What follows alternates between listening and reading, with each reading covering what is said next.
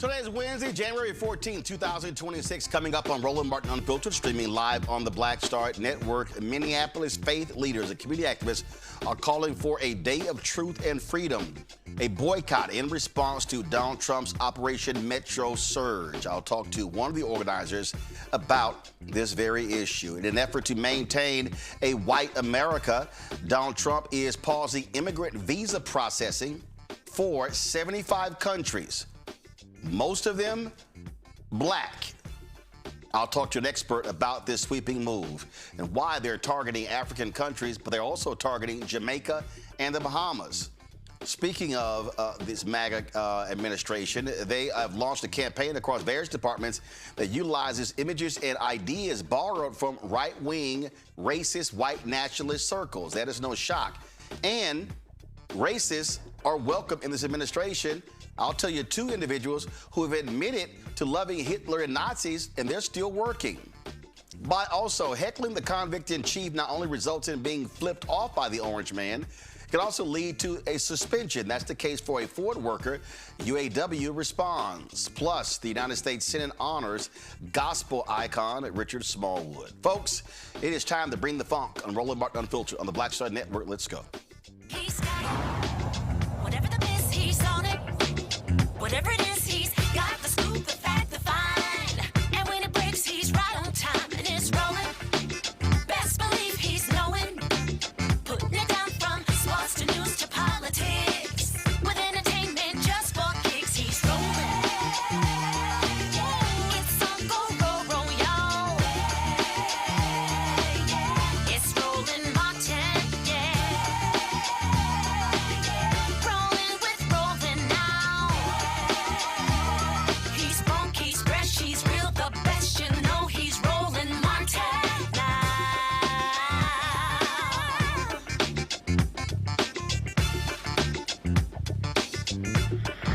Martin!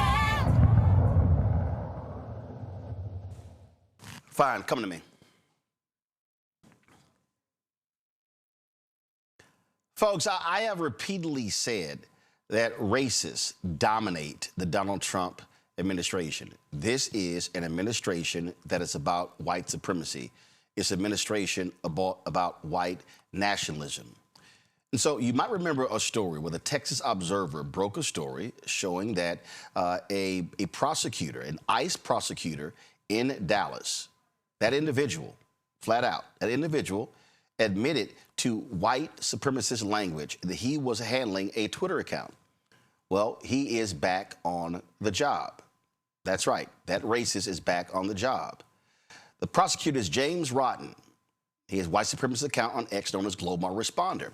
The account routinely posted racist comments on the Twitter page. The members of Congress sent letters to ICE and the Department of Homeland Security demanding a formal investigation. ICE responded in March to Texas Congressman Mark Vesey that its Office of Professional Responsibility takes this seriously and will investigate it. Well, ICE hasn't provided any information or updates since then. He is now back on the job. Now, you also might remember Paul Ingratia's, the individual who Donald Trump was nominating for a position. Well, they pulled the nomination because he was busted in an account where there was this chat group where he admitted to having a Nazi streak. Well, guess what?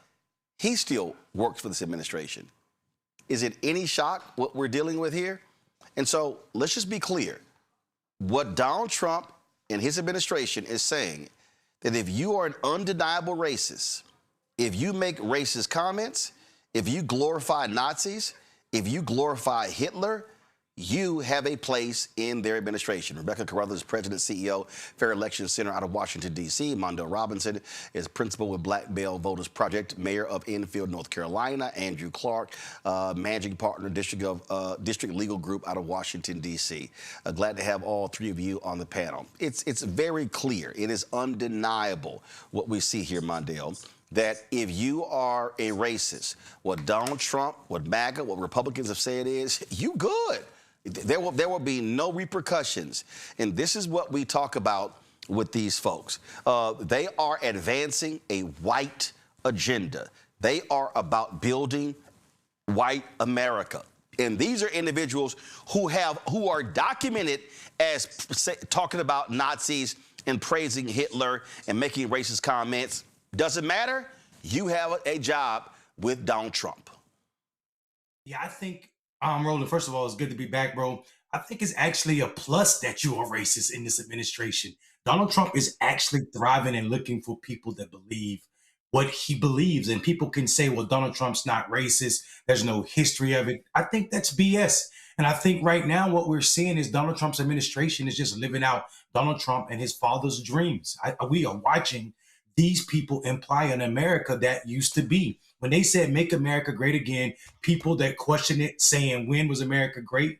And all of us that said it was only great for people that look like Donald Trump and his fathers and other white people knew exactly what they were saying. And this is exactly what this administration has been dead set on since January of last year. They're not playing games about it. They're not even allowing anybody in the administration or that Republican Party to call them out and keep their space. Anybody that's willing to challenge white supremacy or its role in America or what Donald Trump sees its role in America will be punished by this administration. And I think seeing this prosecutor back at work to prosecute people of color, as he has said, he prefers whiteness, so to say. I think it tells us exactly what we should be afraid of.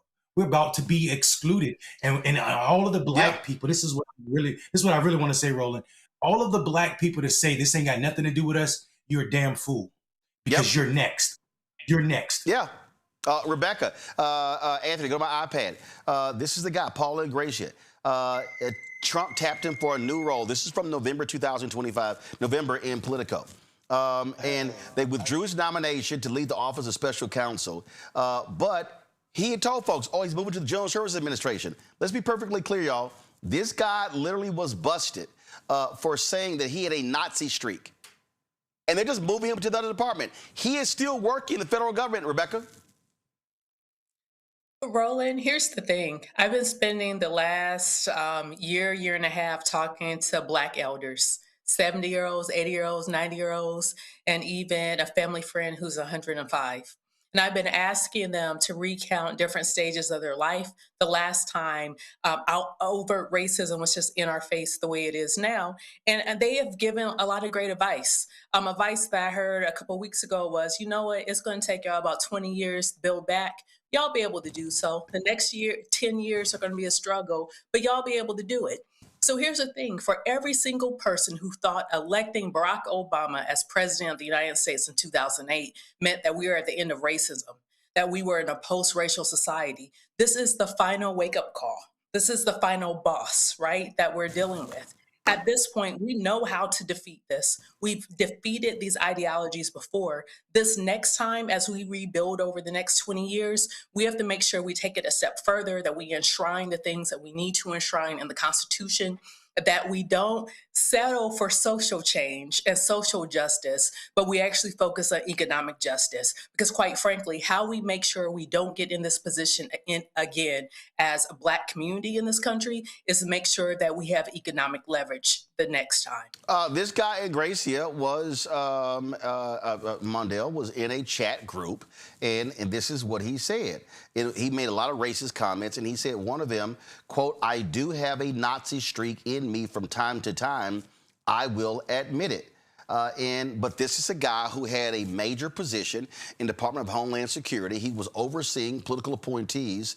And this is literally what the White House said when he was being moved. Quote, "Ingracia is a very helpful addition to GSA and will successfully execute President Trump's America First policies."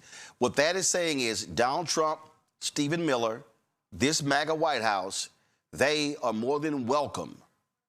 They are more than welcoming to Nazis.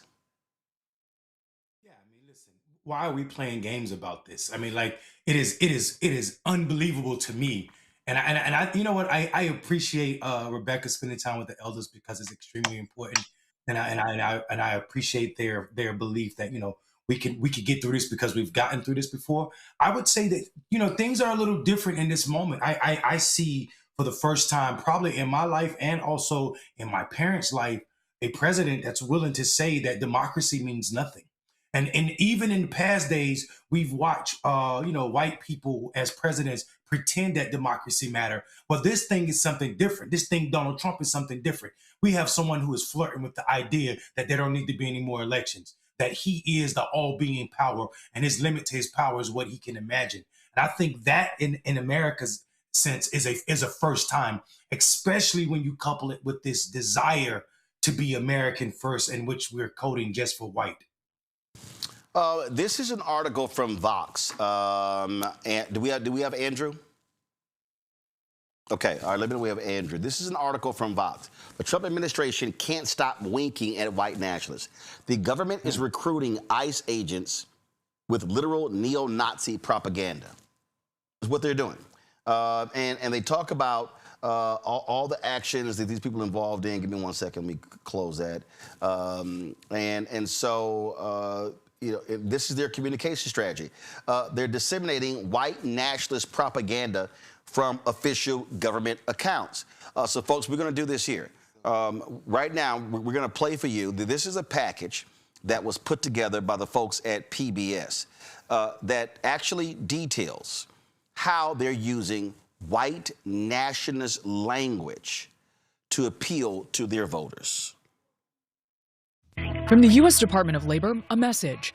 One homeland, one people, one heritage. Remember who you are, American. It's a video that appears to be part of a campaign now ramping up to sell the administration's efforts to the American people. For example, calling on potential ICE recruits to, quote, defend the homeland from outsiders while featuring heroic images of white men, often from a bygone era. Then there's this tweet from Friday, an ICE recruitment ad featuring the turn of phrase, "We'll have our home again," plastered over an image of a man on horseback and a stealth bomber flying in the distance.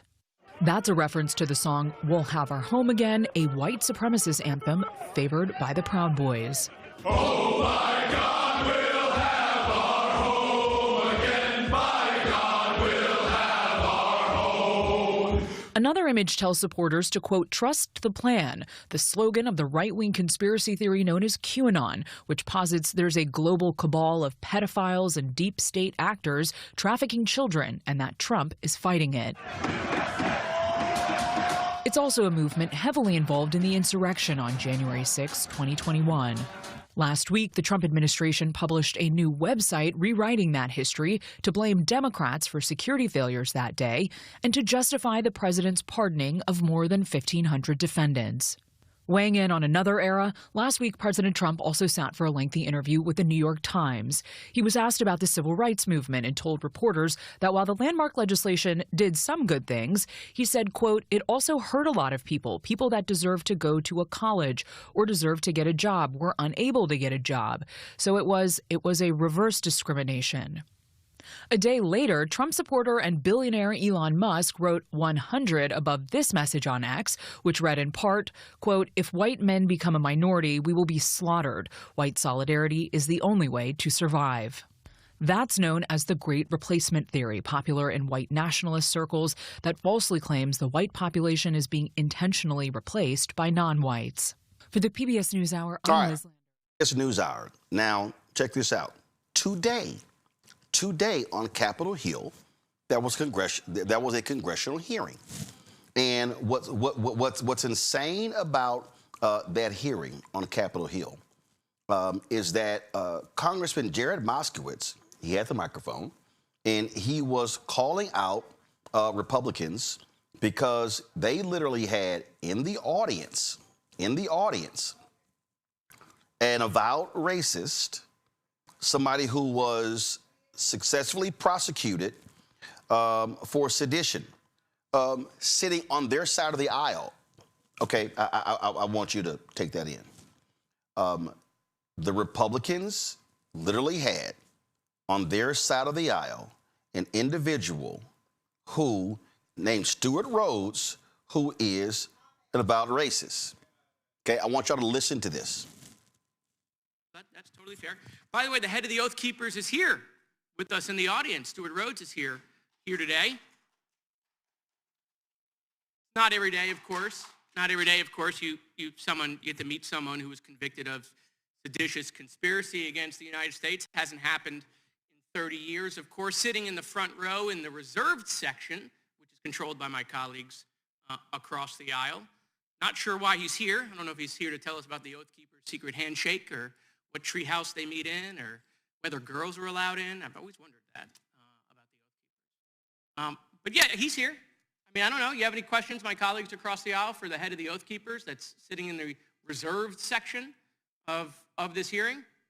I mean, he wasn't pardoned. He's still convicted of seditious conspiracy. Something you guys say didn't happen, right? If there wasn't an insurrection, I don't know how you get convicted of seditious conspiracy.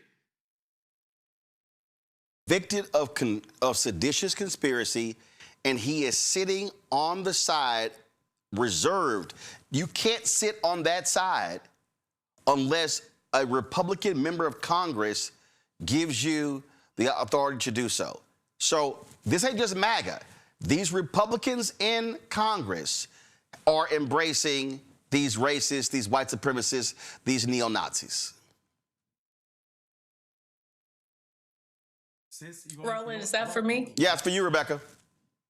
So let's keep it all the way real. If we're going to expose this, let's expose it. In all of our lifetimes on this panel, we've had grand wizards of the KKK actually hold elected office. Hasn't just been on the Republican side, it's also been on the Democrat side. So this is what I'm positing to the audience tonight. They never went away. They never went away. They have always been here since the foundation of this country, and they have been founding members of this country. They have existed. So we're here again, but unfortunately, many of those, especially those of us who have been in the post-civil rights generation, had assumed that just because they let us into their universities, just because they let us into their corporate offices, that the issue is sweet. It's not. So we have to band together and figure out what our path forward is. We as a community have to figure out what our strategy is, because we do have to fight back. We do have to protect our communities, but also understand that these are competing white ideologies. Like earlier, I think last year I spent time talking about what 3%ers are and what their beliefs are. So there's competing white supremacist ideologies are fighting right now to figure out who's going to hold control and the reins of government. Now, is that Black folks' fight? No, but we're still impacted based upon what happens in that fight. So as a community, we have to band together and figure out our path forward through definitely the next 20 years. See, this is what all of these people, Mondale, this ain't our fight. This ain't got nothing to do with us. Oh yeah, we survived Trump last time. I think we'll be able to survive him this time. All this, and we tried to tell these fools. And there was a whole bunch of loud Negroes on YouTube and on these podcasts and on social media running their mouths saying Kamala Harris, she ain't worth this, she ain't black enough, this, that, and the other. These people are literally executing a Jim Crow 2.0 strategy. When that Louisiana versus Cali decision comes down, and when that leads to wiping out black representation in North Carolina, South Carolina, Tennessee, Georgia, Arkansas, Florida, Mississippi, Alabama, Texas, and beyond, on the congressional level, on the state level, on the county level, on the city level, on the school board level, they are wiping out grants. They're wiping out billions that were supposed to be spent for black maternal health, for mental illness, studying cancer. But yeah, Kamala, she wasn't black enough. Yeah, I mean, I guess their definition of black and what they was looking for was some Uncle Tom type shit. To be honest, let me be clear, Roland. I think it's important that we name what's going on here. Donald Trump and Republicans sitting rows up there in reserved seats. Reserved seats is an exclusion of behavior that is anti-democratic. Americans can't on one hand say we are exceptional because of our democracy and how long it's standing, and also reward people who are convicted of seditious acts, and also reward them by sitting them in the front row of the Senate while we're talking about democracy itself. This is hypocrisy at the level that is more than just damning to what's going to happen in this country or how we look outside this country. It has ramifications worldwide. We cannot say anything to Vladimir Putin when Donald Trump is behaving just like that in this hemisphere. We have no ground to stand on when black people are not will be threatened, are being threatened by policies by this presidency, both black people in this country and abroad. When you see, and as you said, when the opening of the show, when you see this government trying to tell people we will remain white, whether you like it or not, because we know the policies. We enacted them before, leading up all the way up into this country's history through the 90s, when we didn't let black people come in. Now we're going to go back to those policies. So you're right. When people said Kamala wasn't black enough, while some of those same people that said it had white women as their girlfriends and also had babies by those women, were damning. And also we're left to ask, who are paying these people to show up in this way? Why are black men or black people in general saying that this person was not black enough when America itself said one drop is enough to be black? Folks, Trump's there 3 more years. And I'm telling everybody who's watching and listening, this is not a drill. This is real. And it is going to continue. And that's why I've been saying we have got to see massive black turnout. I can't speak for other people. We got to have massive black turnout everywhere. I'm talking about minimum 70% turnout of our eligible voters. Minimum. It needs to be 80, 85, 90%, because these folks are executing a whites-only strategy. It is clear. They're telling us, and they're doing it in our face. A little bit later, we're going to talk about what's happening with the cutting off with these African nations. I'm telling y'all, this stuff is happening. They don't want, not only do they not want people from African countries, they don't want African Americans. This is real. You're watching Roland Martin Unfiltered on the Black Star Network.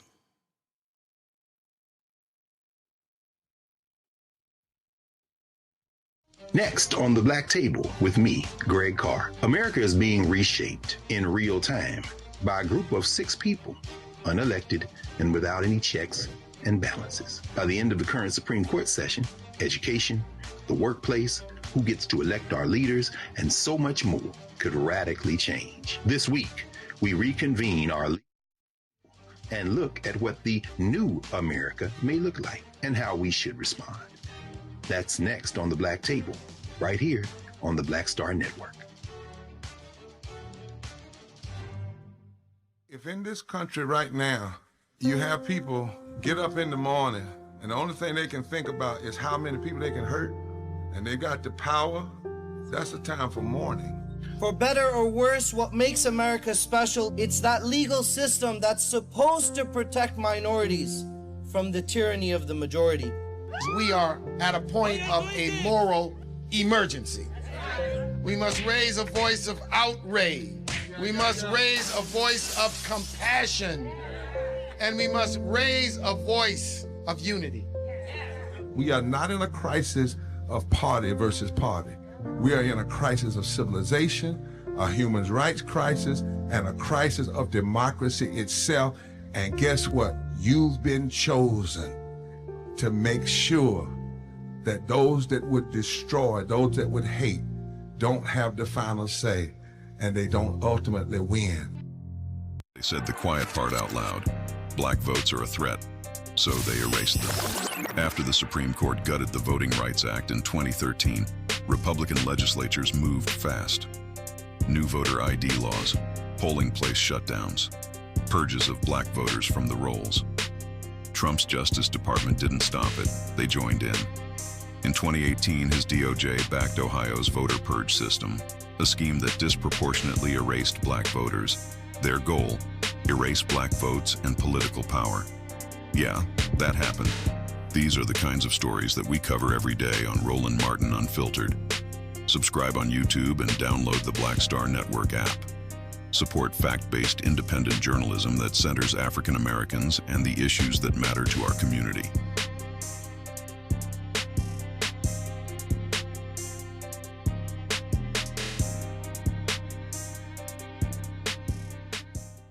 I'm Ryan Wilson, CEO and co-founder of The Gathering Spot, and you're watching Roland Martin Unfiltered on the Black Star Network.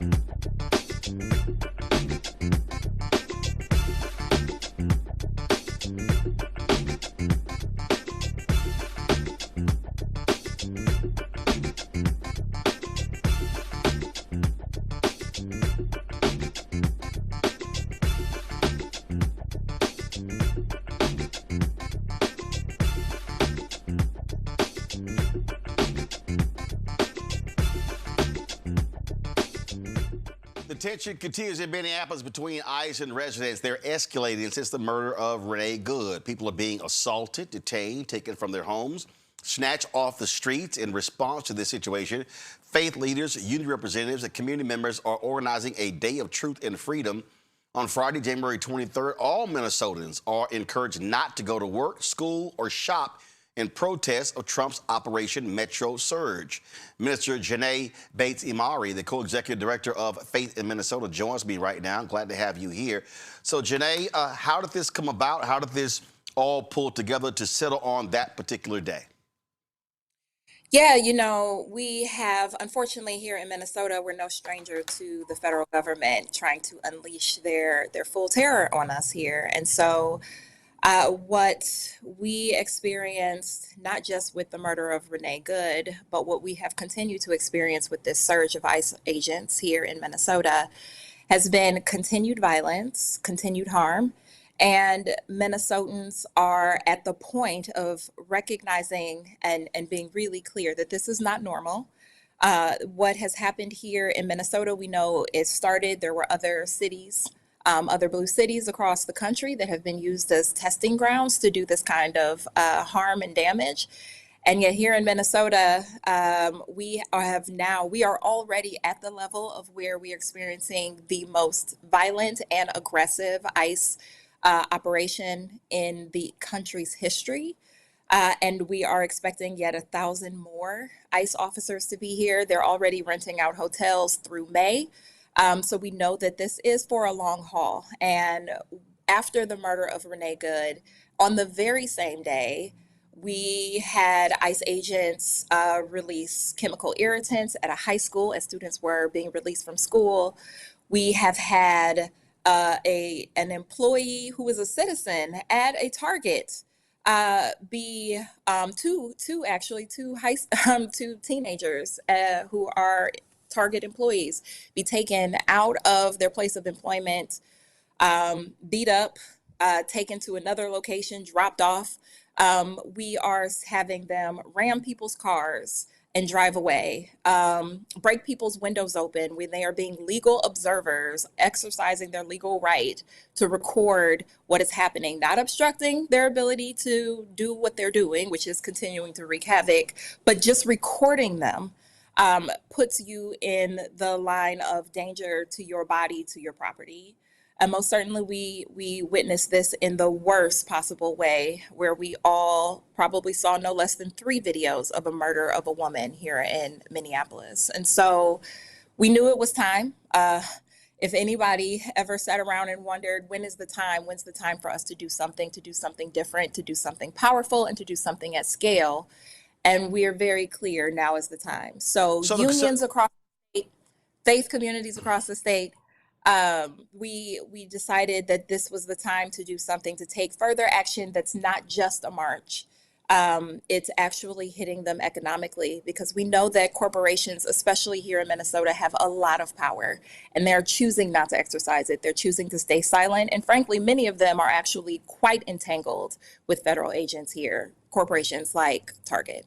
So when you say target the corporations, so the goal is to say, okay, corporate America, you've been silent, you're sitting on the sidelines, you're saying nothing, so we are going to withhold money. We're going to extract resources. We're going to, as Dr. King said on April 3rd, 1968, we're going to redistribute the pain. And so by doing this, you want them then to do what? They need to do three things, actually. They need to be corporate leaders and business leaders in saying that ICE needs to leave Minnesota, period.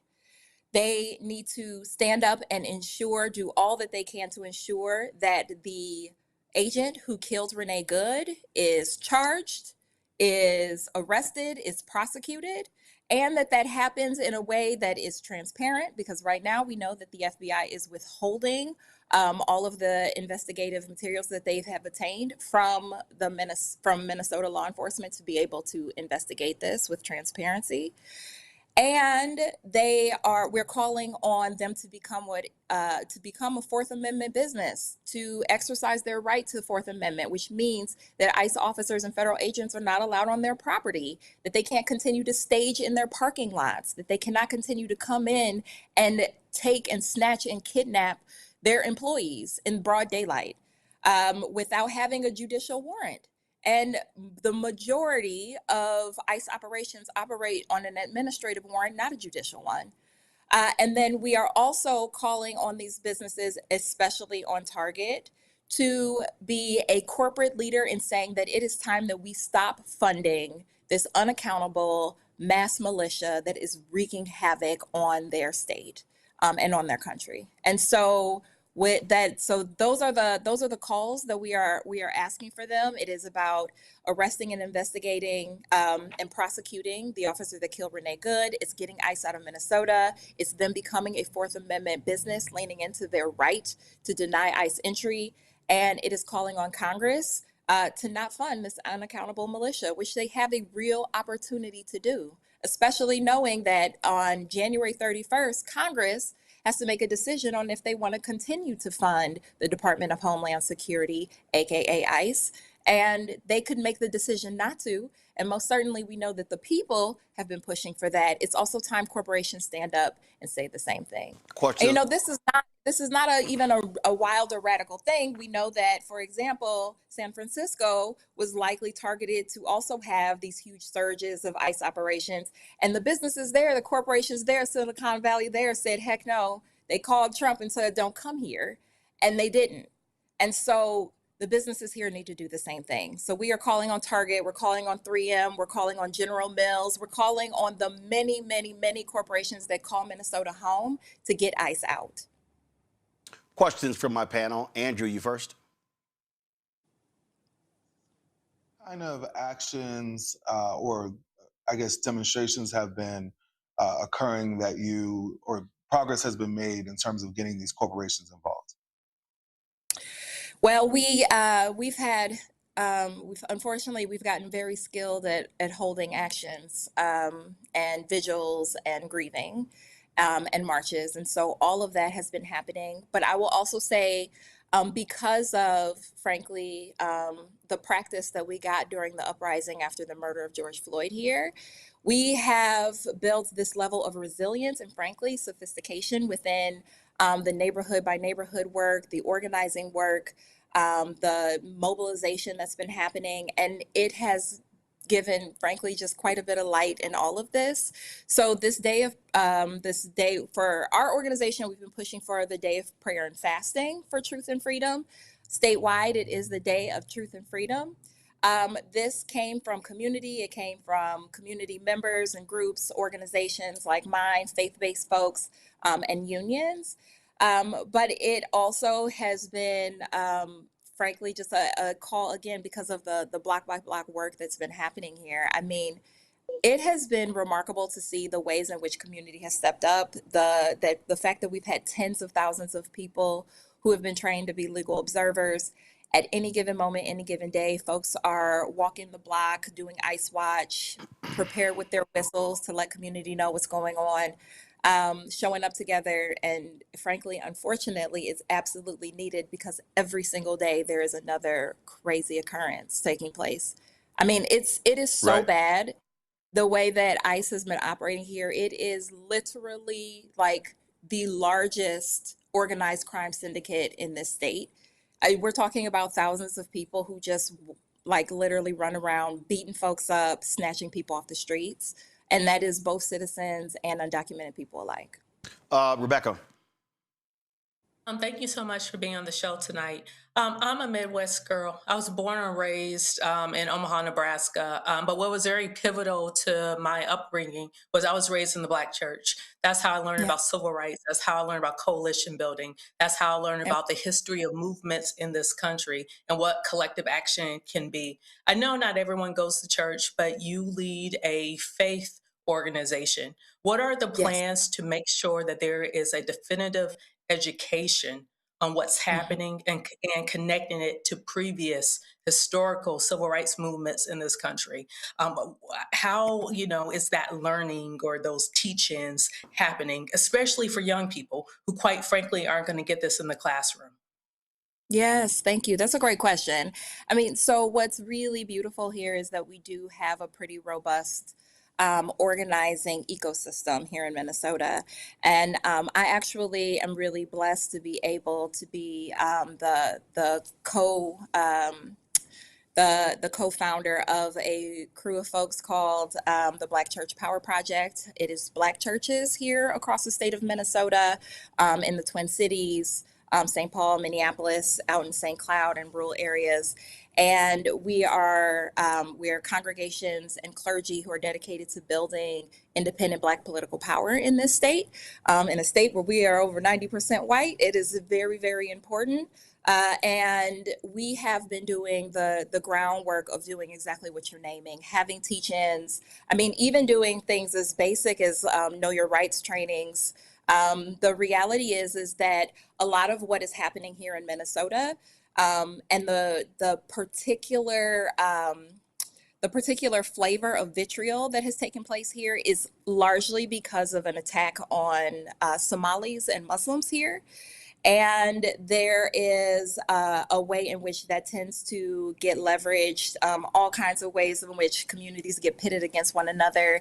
And so it's been really beautiful to do the deeper work of actually talking about what does it look like, since we have such a deep and robust history of resistance, of protest, of especially the Black church during the civil rights movement and abolition. What does it look like to lean into a lot of the things that our ancestors, the road that they paved for us? And so we absolutely talk about and actually like study quite a bit of the movement work that happened back then and ways in which we can implement it today, and how are we marrying that into the particulars of where we are, and what it means. But the beauty of it, for all of us, is that we are now at this crossroad where, for those of us who have read history, and we always wonder, well, what would I have done during the abolitionist movement? What would I have done during the civil rights movement? Well, you're doing it right now.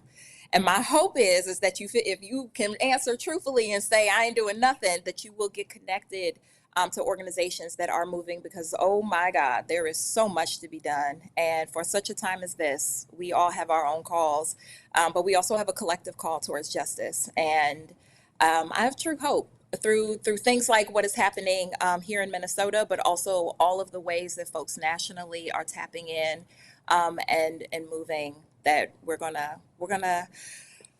whew, we shall overcome is a real thing that we get to embody. Mondale. Yeah, listen, Janae, I feel your struggle. I'm sorry you all are dealing with what could be the 20th largest or one of the 20 largest militaries in any nation. That's how big ICE budget is right now. I do have, as history as my love language. I understand that Black people have always created moments of pause when a nation refused to listen, and I know that That's can right. be from slave revolts to Reconstruction, from Montgomery boycott to modern day economic shutdowns. And I see that this day is falling in that lineage. And I want people to understand that it's not a disruption for its own sake, but it's a more interruption that does not need outside people coming in trying to frame themselves or glorify themselves in this moment. So for people that are not in Minnesota, how do we support you all, or what are you all asking from folk that want to help, that don't want to get in the way? Yes, thank you. I really appreciate that. Nationally, we are calling on all of our national partners and folks in other states to actually tap in the ways that which would be really helpful is pushing for big corporations, especially places like Target, to call for ICE out of Minnesota, and also ICE out of your own state, ICE out of your own communities, to push for every single business that you are a patron of, a customer of, that you give money to. Ask them to be a Fourth Amendment business. That means putting signs in their window saying that federal agents are not welcome there without a without a judicial warrant. Pushing and calling all your Congress folks to not fund Department of Homeland Security with billions more dollars to continue to fund this militia, and most certainly calling for the arrest, investigation, charging of, and prosecution of the agent who killed Renee Good. Every single person can do that. And what we have about 70 Target stores just here in the state of Minnesota. Already nearly 40 of them have had delegations of folks, individuals showing up saying, hey, it's time to get ICE out of Minnesota. You need to be a corporate leader in making that happen. All of the states across this country, you have a Target, show up at that Target, talk to the manager, let them know. And we know that corporate is feeling the squeeze, that people across the country are like, it's time. It is time. All right, then. Well, Janae, we certainly appreciate it. Thanks a lot. And we'll be watching what takes place on January 23rd there in Minneapolis in the state of Minnesota. Thank you. All right, thanks a bunch. Before I go to break, I just saw this here, and I thought it was rather interesting. Andrea, I want to start with you. There's a firm, David Shore's firm, that they've been looking at what's been happening, and when you study what's going on, in Minneapolis, and when you start studying the data, you start studying how people are responding to the data and responding to this. We see, and why are the Trump folks fighting so hard? Yes, I can. Why they're fighting so hard on this whole issue as it relates to the shooting of Renee Good, is that they understand how people are being turned away, and we can't underestimate the power of polling data. And so let me pull this up for you guys. So 1 second. Okay, I'm trying. There we do right here. And so this is very interesting. Because it was a tweet that I initially saw, the tweet that said David Shore's firm is circulating a memo among Dems that finds footage of ICE shooting significantly drives up Trump's disapproval. And this is what they said. In testing of 15 viral videos about the Minneapolis shooting, raw eyewitness footage and straightforward reporting consistently drove meaningful increases in Trump disapproval, read the memo, which I've obtained, though it says some ideologically charged messages were less effective. And this is from Greg Sargent. The testing also found that the killing has broken through with voters. The memo says, with 86% saying they have heard at least a little about it and 76% saying they've seen footage. And importantly, the testing also finds that Democratic proposals to rein in ICE have broad support. Voters favor requiring warrants for arrest by 29 points and back a prohibition against masking during arrest by 16 points, though abolish ICE remains a few points underwater. This is the thing that I have said, Mondale, since last year. I've had numerous people ask me everywhere I go, what is it going to take? And I have been very clear. It's going to take white people feeling pain. And the reality is, this is a white woman who was shot in the face. If it was a black woman, if it was a black man, if it was a Latina, if it was a Latino, if it was Asian American, if it was Native American, no. It was a white woman. And when you look at this, when you look at Trump Doge and these cuts and tears and these crying ass white farmers, and I've been telling everybody, I said, y'all, White people are going to have to feel the pain. I was talking to a friend I went to high school with, and she said, "Yeah, but Roland, the problem is, if that's the case, we're gonna feel the pain too." I'm like, "Yeah, no shit." I said, "But you're not going to see change until white people in this country all of a sudden go, oh shit, that's one of us. They killed one of us." Roland, they killed. We saw the world get shaken up when that nice white woman Viola Louisa went down from the Midwest to the South during the civil rights, and when she got killed, and her husband and her kids were crying on TV, it shook the nerves of white people in the Midwest. What they call the normal white American, the normal American. You're absolutely right. Unfortunately, America has a high tolerance for the suffering and the pain of black people, so it's not enough. America can sit and watch dogs be put on kids as they walk, try to register to vote, etc. They're okay with that. The minute you offend someone or something that is white, especially a white woman in this country, then by God, there needs to be laws. There needs to be changes made. So I unfortunately, and I'm not being coy because this is America. There's history. Every documented era, it becomes a problem when white people are affected by it. And I think this too is a telling moment for all those people who sit idle and say that this is not black people's war. You've brought us to this point. You brought us to the point that it has to be somebody white that has to be murdered for us to get change, because it does not matter as long as you have the Stephen A. Smiths and the others of the world playing trivia with what's going on with our politic. And our politic is saying to black, go to hell, to white, you will save you with law and also justice. We will get something out of this. There will be an investigation into the murder of this white woman, I promise you.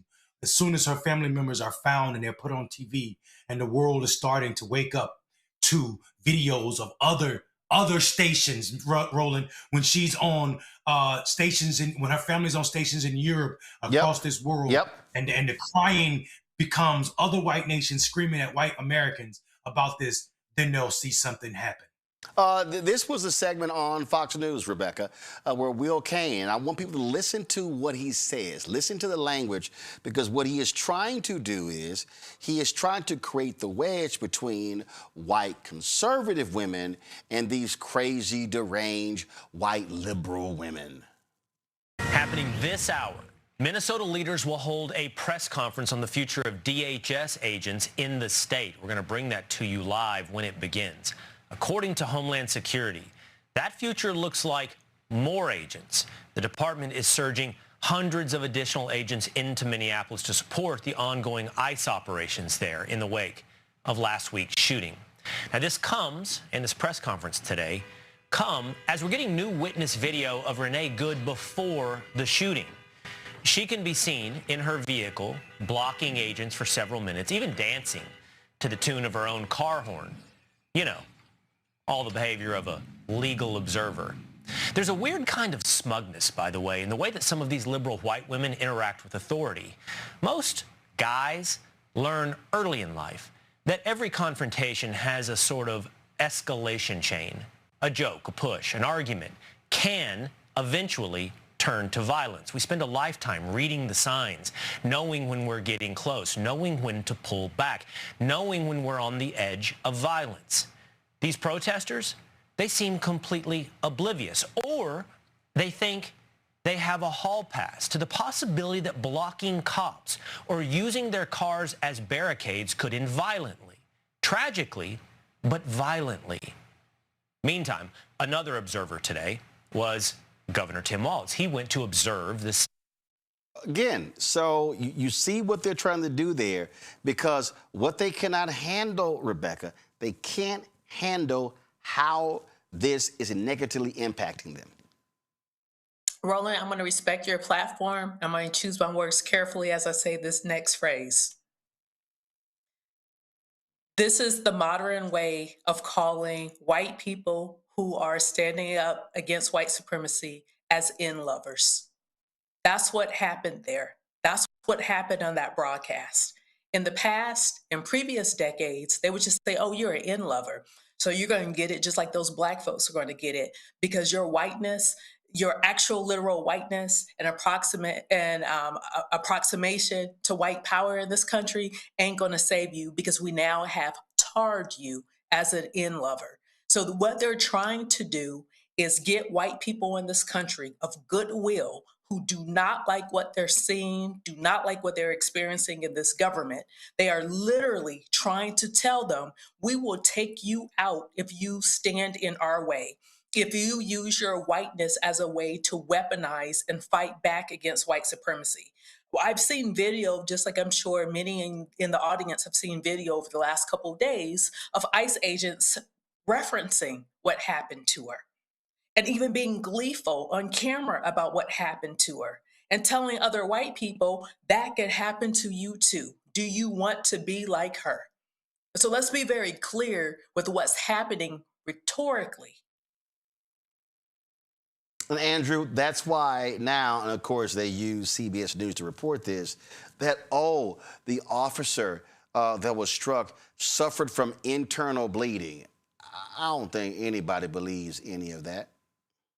Again, they see how public opinion is going against them. They're trying to revert it back as quickly as they can. Right, and this is them shifting. It's no longer about the officer being injured because the other video shows that, the second video that came out.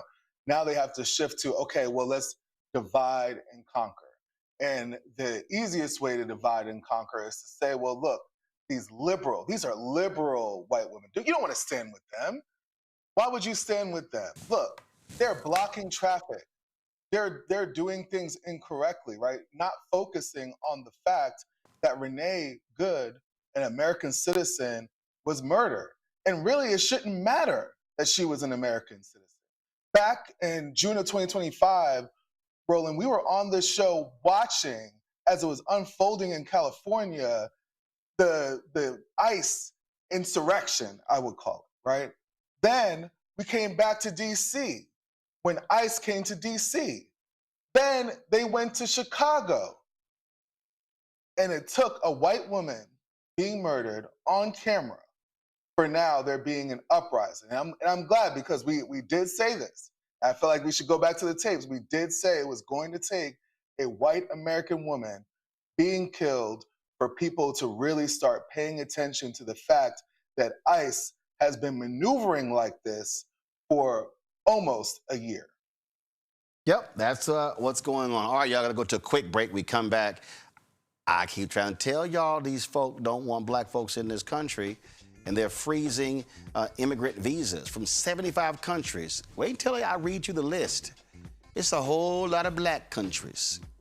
You're watching Roland Martin Unfiltered on the Black Star Network. Support the work that we do. Join our Bring the Funk fan club. Goals get 20,000 fans contributing at least $50 each a year.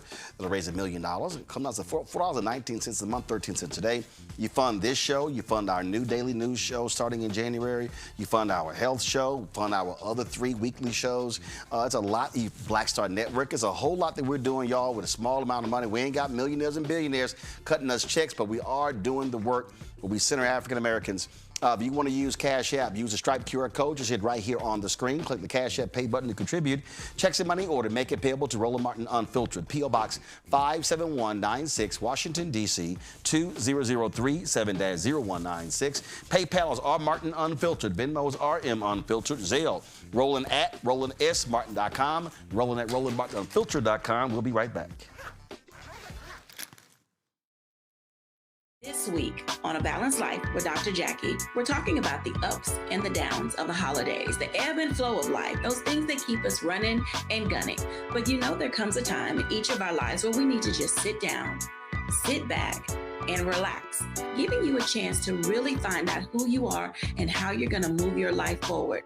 How do I learn? How do I grow from this? And that's where, resilience comes. So I'm literally walking this out in real time. It's just giving myself all the grace, all the space, all the permission that I need. We're talking about all of these things this week on A Balanced Life with Dr. Jackie here on Black Star Network.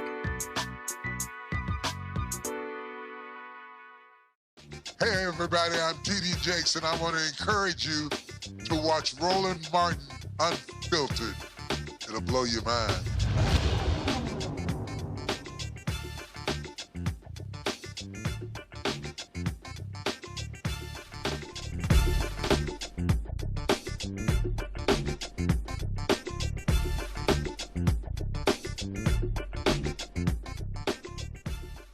Well, Trump's State Department is freezing immigrant visa processing for 75 countries to clamp down on applicants it deems likely to become to get on public assistance. Really? The directive instructs embassies and consulates to halt decisions beginning January 21st while the department reassesses its vetting procedures under existing immigration law. Now, let me walk y'all through these countries. There we go right here. Afghanistan, Albania, Algeria, Antigua and Barbuda, Armenia, Azerbaijan, the Bahamas, Bangladesh, Barbados, black, Belarus, Belize, Bhutan, Bosnia, Brazil, not a black, Burma, Cambodia, Cameroon, black, Cape Verde, black, Colombia, Cote d'Ivoire, black. Keep going. Let's see. Cuba, Democratic Republic of the Congo, black. Dominica, Egypt, yeah, they black too. Eritrea, black. Ethiopia, black. Fiji, Gambia, black. Georgia, Ghana, real black. Guatemala, Guinea, black. Haiti, black. Iran, Iraq, Jamaica, very black. Jordan, Kazakhstan, Kosovo, Kuwait, Kyrgyzstan, Laos, Lebanon, Liberia, black, Libya, black, Macedonia, Moldova, Mongolia, Montenegro, Morocco, Nepal, Nicaragua, Nigeria, black, Pakistan, Republic of the Congo, black, Russia, Rwanda, black, St. Kitts and Nevis, black, St. Lucia, yep, black, St. Vincent and the Grenadines, black, Senegal, black, Sierra Leone, black, Somalia, black, South Sudan, black, Syria, Tanzania, black, Thailand, Togo, black, Tunisia, Uganda, black, Uruguay, Uzbekistan, Yemen. Yeah, that's all. So it's like, yeah, we ain't trapped. Now y'all know that. Ain't no Denmark, ain't no Sweden, because Trump has made clear that, I really want them white folks in the country. Nana June, the executive director of the Black Alliance for Just Immigration, joins us right now. I'm glad to have you on the show. Now, we've been making this whole thing clear, and we said it. Donald Trump, MAGA, and Republicans, they want white people. My book is called White Fear, How the Browning of America is Making White Folks Lose Their Minds. They want a white country. They are scared to death of black people and Latinos and Asian Americans and Native Americans being the majority in this country. So they're like, yo, let's shut this thing down. So let's see, white people ain't having babies.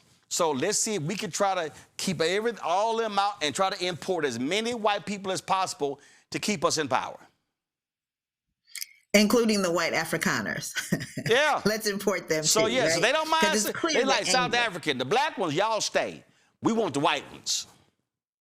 Absolutely. And that's significant, right? And, thank you, first of all, for having me on. Thank you for talking about this topic. It's really important. What we see here is on top of about 3 levels of travel ban that have already occurred. The first travel ban was blackadier than that, probably about 85 to 90% of the countries coming from the continent of Africa and the Caribbean. Then, as you know, they added this, they had the partially restricted that also was majority black, including some of those countries you see right there. Then they added the $15,000 bond. So imagine if you wanted to go to France and you decided, hey, I want to go to France, and France says no problem, but you've got to put up $15,000 just as a bond to come into the country, which of course acts as its own ban. And then we see what's happening here on the falsity, of course, that somehow people from these countries are the people that end up on public assistance. We know what's happening here. These are all a form of black ban. They may have some other folks, other sprinkles on top, but at the end, that's really what this is about. Not surprising if we think about the initial immigration policies, the initial bans back in the 1700s. People think that the first people excluded were Chinese, but the first people excluded actually were Haitians, because Haitians were free, right? They freed themselves and said, we want to go around the world, including the United States. And the United States quickly banned Haiti, banned Haitians from coming into the country. And what we're seeing here, as with a lot of other things this regime is doing, they are looking into the past and sometimes into the hundreds of years past to see how they can use those same racist, authoritarian, violent policies right now in the present to achieve those same goals that they've always wanted to achieve. The impossible goal they'll never achieve of turning the United States into a white country. You know, and this is what I've said. So, you know, it's a lot. You got these folks call themselves Foundational Black Americans, FBA, B1, all these different ADOS, all these different titles they use. And they have been, a lot of them in vehemently anti-Black immigrant. And I keep trying to remind them, first of all, if you look at the numbers, first of all, 10% of the African-American population in the United States are Black immigrants. So understand, you start going along with this policy, you're talking about, losing 3 to 4 million people going out of this country, and that's going to impact voting numbers. That's going to impact a whole lot in a lot of our cities. Folk ain't understanding that. So it's like, if y'all want to play the game of trying to be vehemently anti-immigrant like the white folks, all you're doing is hurting yourself. Absolutely. And trust me, they're going to be real mad. I just said that. So they're going to come with all the videos, but they can all kiss my ass. Go ahead. But certainly when you think about also the children, people like myself who are born of Black folks born outside, now all of a sudden you get to 1 in every 5 Black people being either a foreign-born Black person or child of a foreign-born Black person. That does not include my son. Shout out to him. He turned 30 yesterday. And so now you have a 3rd generation of folks, right? No, hold on. I want to stay right there because that's pretty important. So what you're saying, and again, this is the thing that these people, this is when you're stuck on stupid and you don't pay attention. So I'm just going to use, so you take Eric Holder, who was the Attorney General, Barbados. You take Colin Powell. You take Shirley Chisholm. I can go Stokely Carmichael. I can go Harry Belafonte. I can name a whole host of folk today that when you start, Wes Moore, governor of Maryland. So, and they love yelling tethers. So the number you just gave, so what you're saying is that 20% of African Americans are children of Black immigrants. You said 1 in 5. What I'm saying is 20%, 1 in 5 are either foreign born, so they're either Shirley Chisholm and Kwame Ture, right, born outside this country, or they're children of people born outside this country, such as myself, such as Wes Moore, some of the other names. So that's 20% of the 40 million. 20%. Who gets rid of 20% of their population? So that's 8 million. Right. So for all these people who keep yelling tethers and everything, they have no clue how many people who are Black you about to wipe out in New York City. Houston has the largest Nigerian population in the country. So we start going around, it's like, okay, so what you just laid out is that's 20% of the 40 million Black people. So the FBA, ADOS, those folks, what they're saying is, yeah, let's send away 8 million African Americans. Gotcha. Go ahead. And the thing to think about is that when you look at white people, what did white people do, Roland, historically? They increased the definition of whiteness, right? Everybody wasn't white. They had a bad name for everybody, okay? They had a bad name for the French people, the German people, the Greek people, the Irish, Italians, the Polish, people, all the of Irish them. people. They said these people are not white. And then they looked to their left, and they saw the Native American. They looked to their right.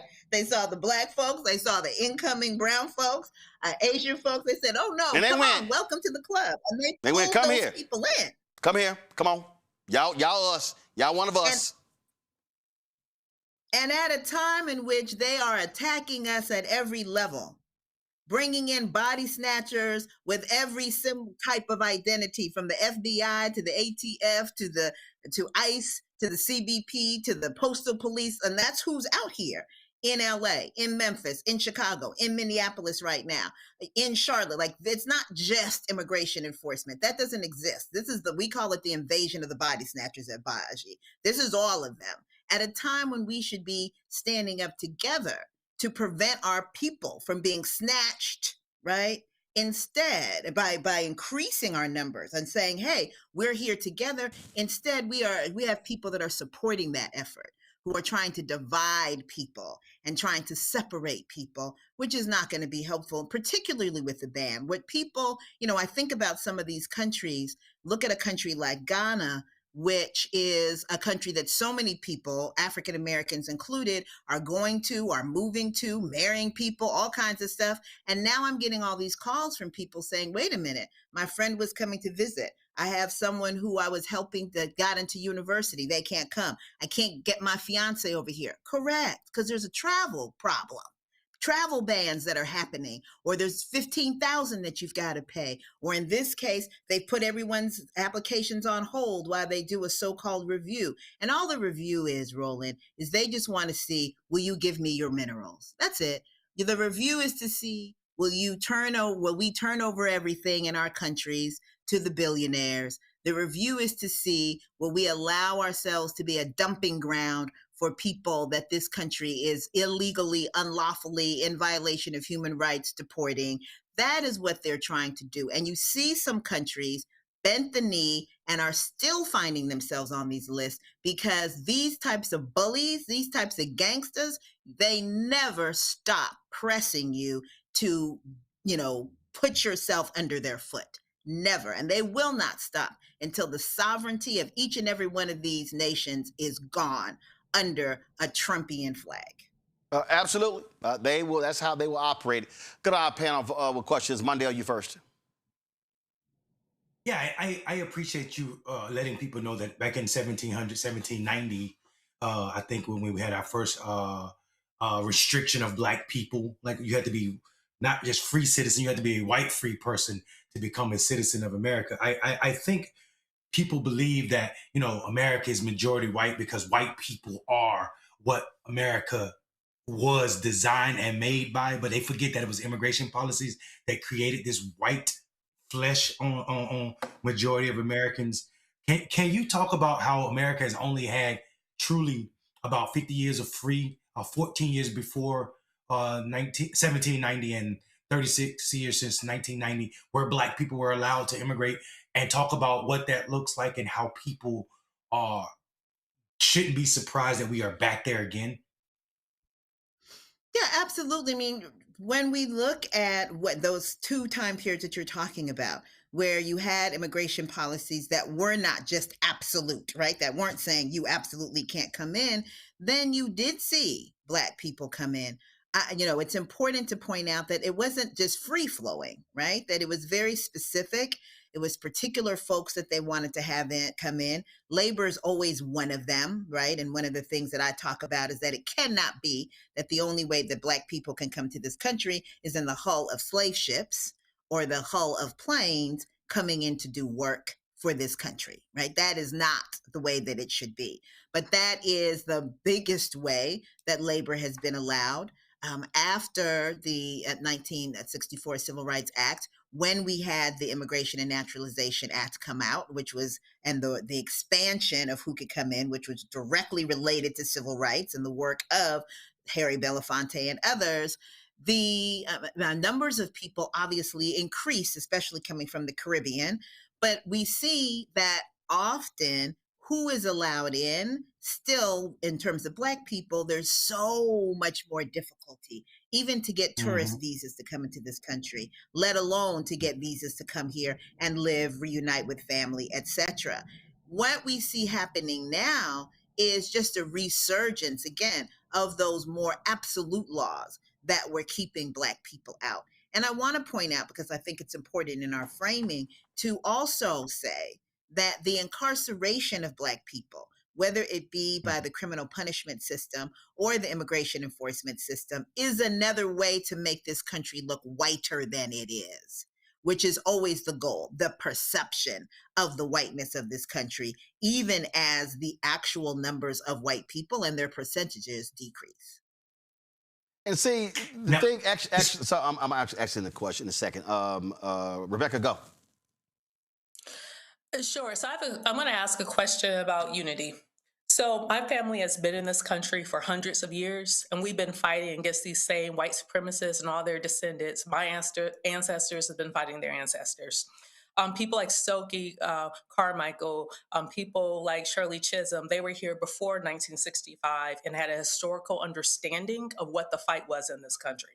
One thing that I have observed, especially not just on social media, but actually in person, as I've helped organize, done political organizing in this country, and I've worked with all sorts of populations, including Black immigrant populations, is that unfortunately there has been this myth or this aspiration of model minority that has separated from some of the newer Black immigrants to historical Black folks who have been in this country. So I just want to point out that the conversation is extremely nuanced. It's more than just, there's some folks on YouTube who are just saying, what they're saying. So my question is, how do we make sure that people are on code, meaning that they understand historically what anti-Blackness is in this country, and they understand that cozying it up to white institutions of power, AKA cozying up to white people, isn't enough to save them, and that ultimately we're going to have to be in this fight to take down white supremacy in this country once and for all. Absolutely. And I think there's a couple of things that, Baji, this is part of what we do. Baji was actually started by African Americans, folks from the Caribbean and folks from the continent. And we're turned 20 this year, but for the first, 10 years at least of our existence, we were led by Gerald Noir, who is an African American from Louisiana, hundreds of years, multiple generation in this country. And the whole point of Baji is we fight for Black migrants and African Americans at the intersection of racial justice and immigrant rights. One piece that we know is about education, right? Right now, if I ask most people, Black people included, tell me about the history of Ghana, even if they're going to Ghana, they have no idea. Tell me about the history of Nigeria, they have no idea. That's not what people generally do when they go to other people's countries. And so that's something that has to happen here. And even as people, sometimes don't speak English and they're forced to figure out how to learn English and to take classes, none of these classes are coming with what does it mean to be Black in America. And one of the things that Baji had started was to go actually to home countries or to other countries and to say, and to have classes that say, so you want to come to America. And one part of that class is about the immigration process, but the other part of the class is about being Black in America. We had Baji say, you learn how to be Black in America from African Americans, from Black Americans. And so it's important to understand that history. And as you said, it's nuanced, right? And so it's important to also understand who you are teaching.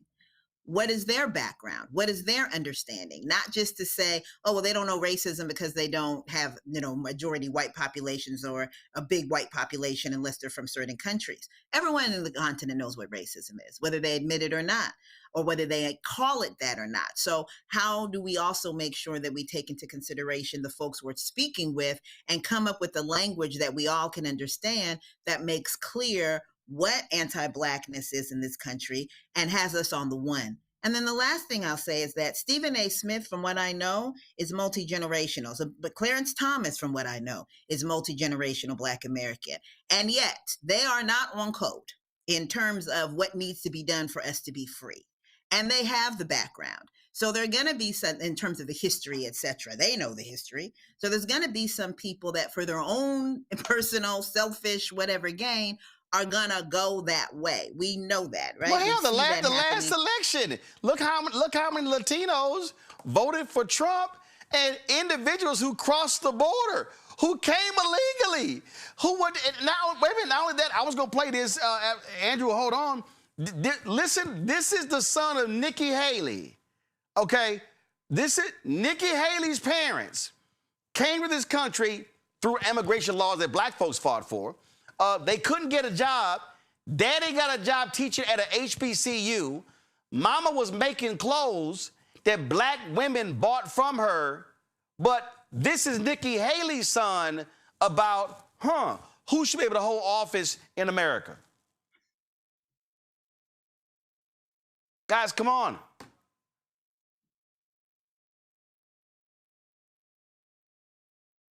Having an audio issue, so let me just let me see if I can I'm gonna reset this here because this is a perfect example of what we call self-hating among individuals.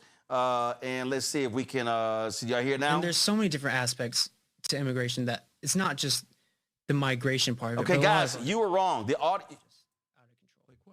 So naturalized citizens should not be able to hold public office. Growing up here is a big part of understanding the country. We need to stop and limit the amount of foreign students that are coming into our universities. Some of them are spies, by the way, for foreign governments. But it's also just we should put our kids first. Yes.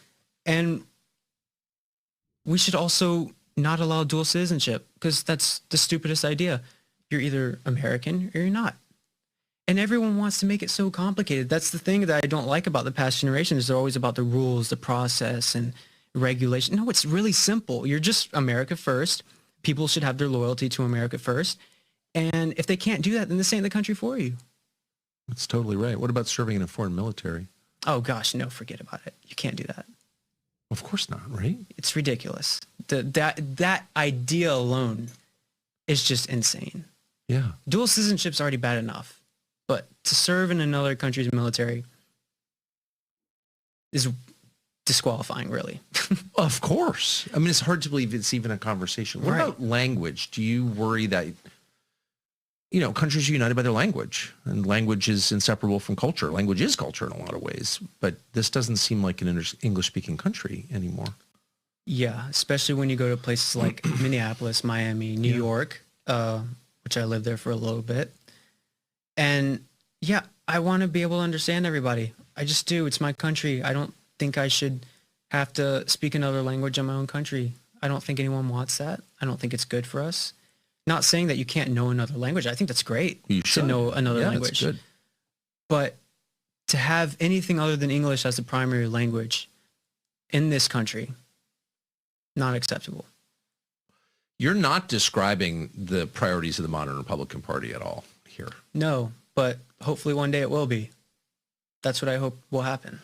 So my sense, but you would know, is that everything you just said for the past half an hour is like basically what most young men your age think who are conservative. Who are conservative? Absolutely. Yeah, yes. Who are conservative. So do they look at the Republican Party as representing them? No, not at all. And that's the struggle that we face. And that's where the anger comes from. Event. Yeah. And well, you know, his mom's name is Nikki Haley. Right, but I was at a particular public event, and this nitwit was there. His mom was speaking, and he actually had some words for me, and I literally turned to him and said, "I don't talk to children." I said, "You're a child." Now, what's crazy is his grandparents were sitting right there too. They were all at the table. This is Nikki Haley's son. So this is a perfect example. This is the grandchild of immigrants who are shitting on immigrants, and his little ass, his narrow ass would not be in the United States if it wasn't for immigration. But what he's saying is, oh, no, keep all them people out, get rid of dual citizenship. And he literally is saying naturalized citizens should not be able to hold office. So what he's saying is his grandparents shouldn't hold office. You got some self-hating immigrant children and grandchildren right now in this country, which is crazy to me. Well, you got some self-hating U.S. No, I get that, but it's crazy if your ass came from somewhere else, and then you get here, and then you like, they can't come. No, they can't come. They can't come. Like, how you think your ass got here? And so typical, because again, her name is not Nikki Haley. Nimrata. Her name is not Nikki. It's Nimrata. Right? And so all of that is a part of this conversation, this effort to so-called Americanize yourself, which really comes down to this effort to whiteify yourself, right? To get yourself as approximate to whiteness as possible, which of course some people are going to be able to achieve more easily than others. And It's something that this country tells people to do. It's something that this country pushes people to do. And this country then tells you how that can happen. Even this conversation about language. And so this is the kinds of things we talk about, for example, at Baji. When we're talking about language, the pushback against language other than so-called English in this country is not just rooted or found when the conversation about immigration, it's also found in the conversation about Ave, right? It's also found there. It's this idea that if you speak something other than this American English that the British consider to be some kind of bastardized English, right?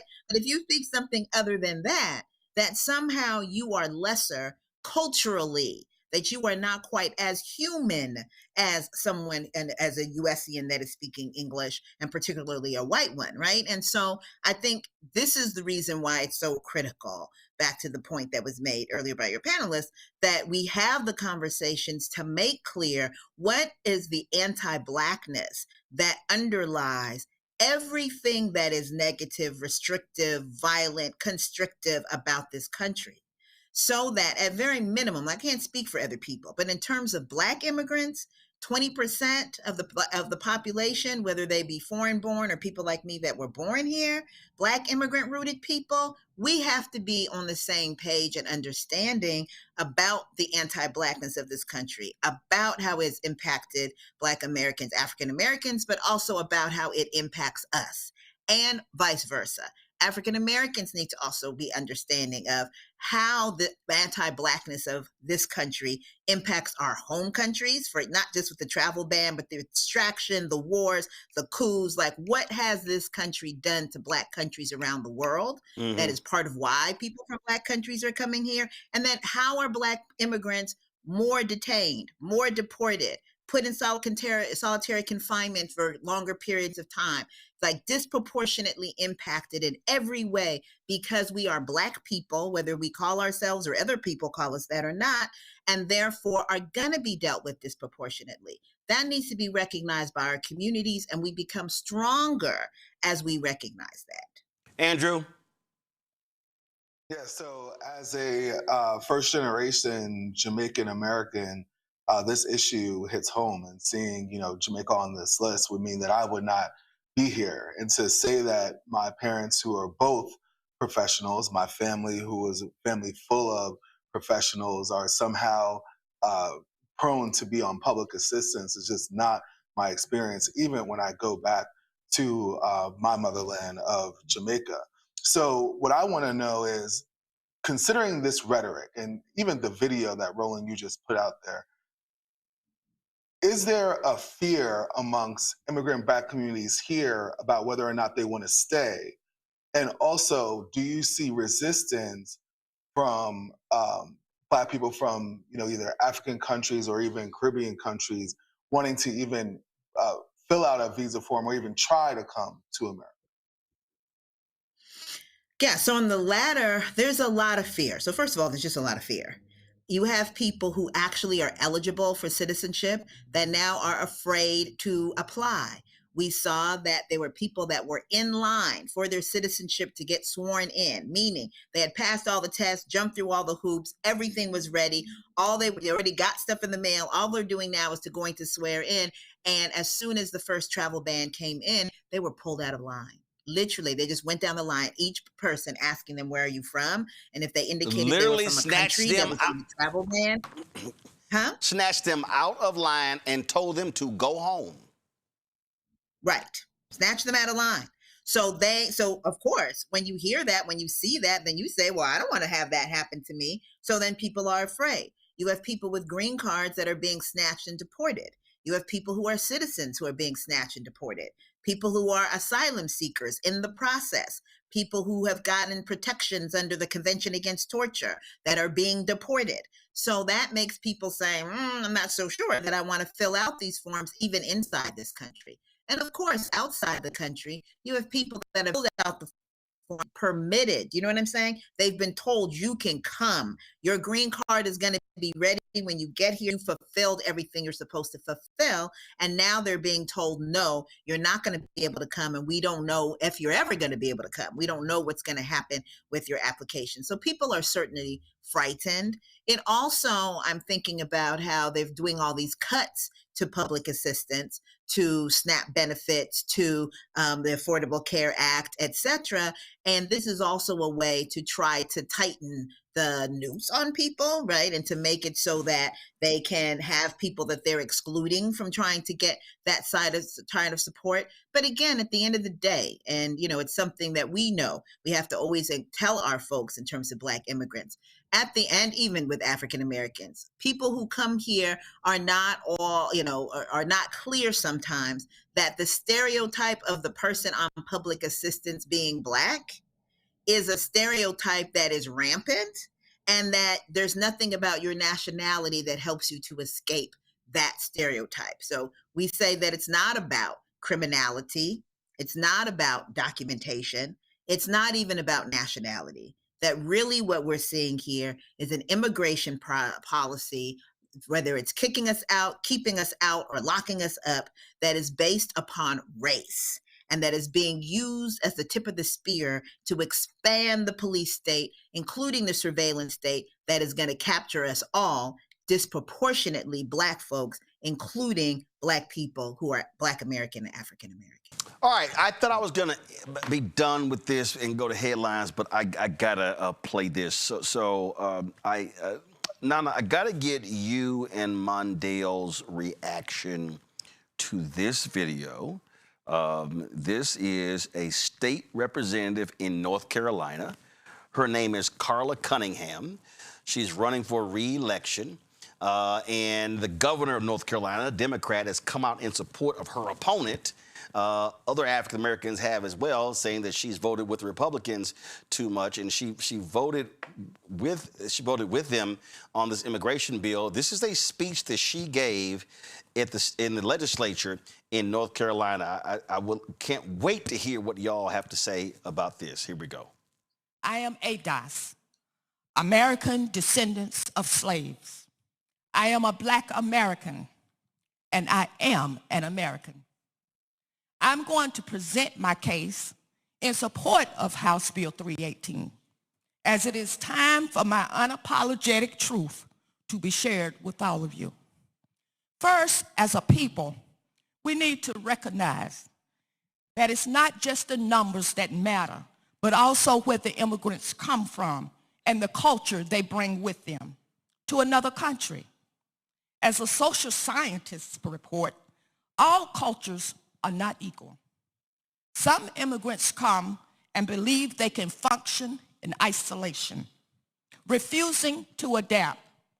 They have come to our country for many reasons, but I suggest they must assimilate, adapt to the culture of the country they wish to live in. No country is going to allow people to come in and not acknowledge its constitution, legal systems, and laws. They will not tolerate it. So do you think I can go to another country and set up my own rules to live by, use the language I choose, and then tell that country that you must speak my language? That's not going to happen, nor should it. As a country, the United States has been more tolerant than most other countries. Other countries are making it much more difficult to get citizenship. We have been naive. We have been exploited and abused by the different tactics to gain citizenship in America. It's time to wake up. Global migration in the past was not projected to be as it is today. We must establish new rules to address a distinct type of migration that we are facing in our country, state, and cities. It's time to turn the conveyor belt off and adopt a global migration suitable for the times that we're in. And that is not destabilizing our communities. See, It was my ancestors who came over as slaves, built this country with a strain on their backs. They sweat pouring from their bodies in the rice fields, the cotton fields, and the tobacco farms for this country. Lived as servants and was the footstool, I said the footstool, for far too many feet to step on. So today, if you ask me to line up behind another group of people to raise awareness about their plight, I unapologetically say no. Then Mondale. Donna, go ahead. Guys. So there's so much there. Go ahead. Go ahead. Yeah, you're up. Go ahead. So much there to unpack. And I think there's a couple, but I won't take all of it. I'll let Mondale do some of it. But here's a couple of things that I want to be clear about. I think number one, that there needs to be a recognition, again, of the pain that comes from the abandonment and the torture and the violence and all that this country has done and continues to do to folks who are African American. And I think that that must be not just acknowledged, but centered. And that is the position that we take as Baji, which is why we support reparations as if they were coming to us, even though they're not, right? We throw down because we understand that there are some things that are non-negotiable if we're going to have liberation as Black people.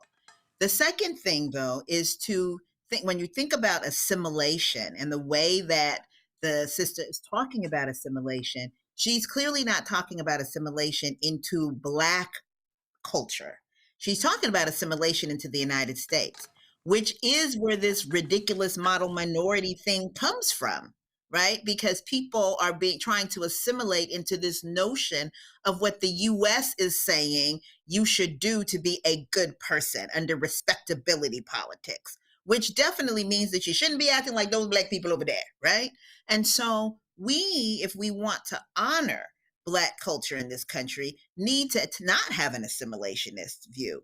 We need to have a view that talks about centering the needs, the aspirations, the challenges that Black Americans face, because when Black Americans are free, we will all be free. And that acknowledges and allows, as part of that, this understanding that there is Black culture and different types of Black culture, some which is similar, some which is not.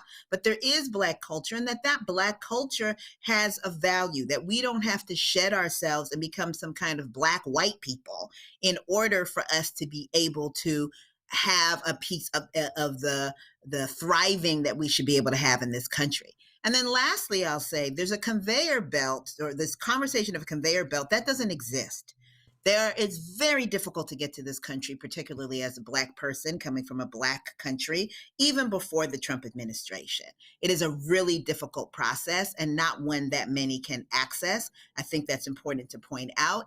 And to say that many who are accessing it are because the United States, whether it's through war, extraction, political instability, as so many folks say, we are here because you are there, right? And so if the U.S. were not in all of these countries, and if we were able to keep our vibranium for ourselves, we wouldn't have to go to these other countries. We're chasing our people who were stolen from us, or we're chasing our people who had to leave. We're chasing our profits that are being now taken up and made and into profits for these countries, including the United States. And we're chasing our products as well that come out of the continent and come out of the Caribbean, but don't benefit those countries, but in fact benefit people in this country. Mondale, you're North Carolina.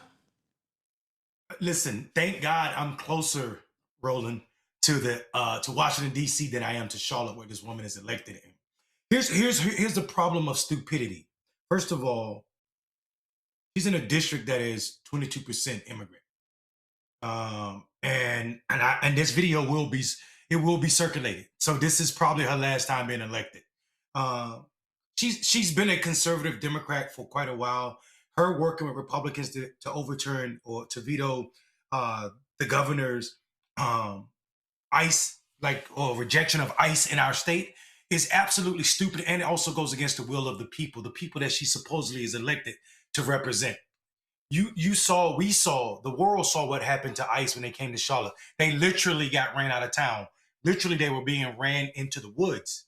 So for her to stand up and say she's representing her people, she's doing the exact opposite, actually. She's representing 38% of white people in that district that are Republican or that supported Trump.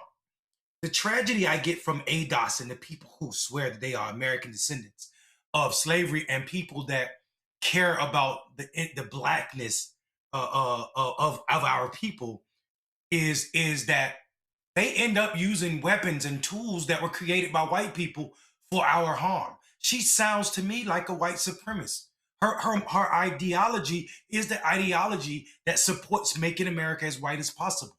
She is the linchpin that Donald Trump and his cronies need to pass out this policy, and also to have people speaking in a term that it's not the banning of immigrants is not for the benefit of black people. It is to whiten America so that white people maintain a majority that is their power.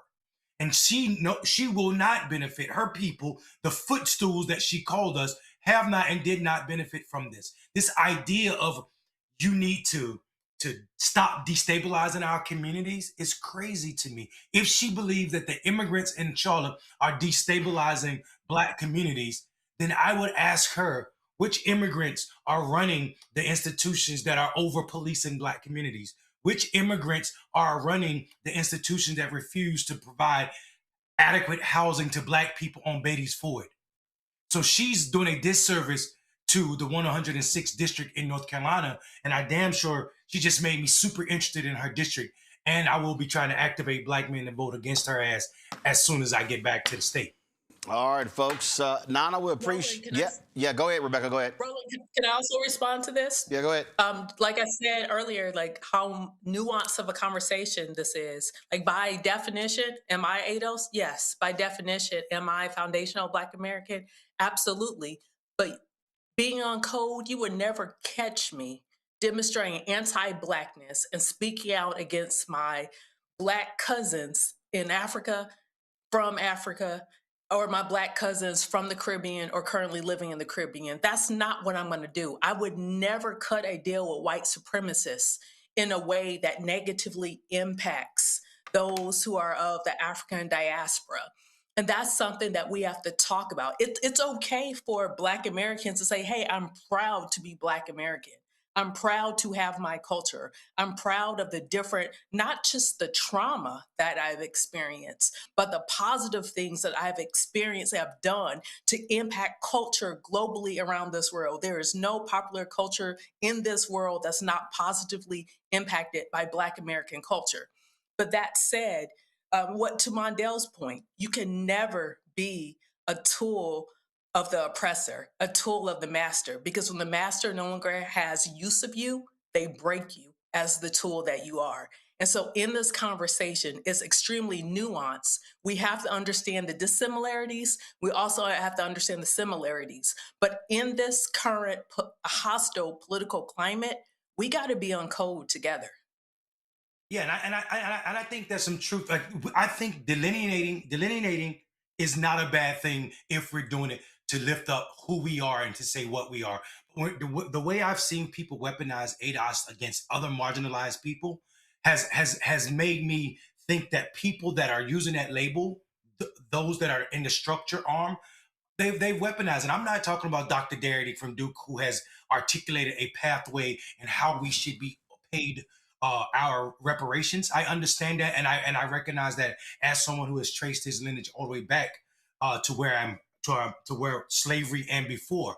But I'm also a vibrant person who understands that America owes more than just those of us who suffered through slavery and because of slavery, and we should not allow our ADOS delineation to put us ever against, like you said, Rebecca, ever against our cousins from other parts of this world that are all victims of white supremacy. All right, Nana, we appreciate it. Thank you so very much. We'll be watching this story to see how it plays out. Thanks a lot. Folks, going to a quick break. When we come back, Black Star Network headlines with Brittany Noble. You're watching Roland Martin Unfiltered on the Black Star Network.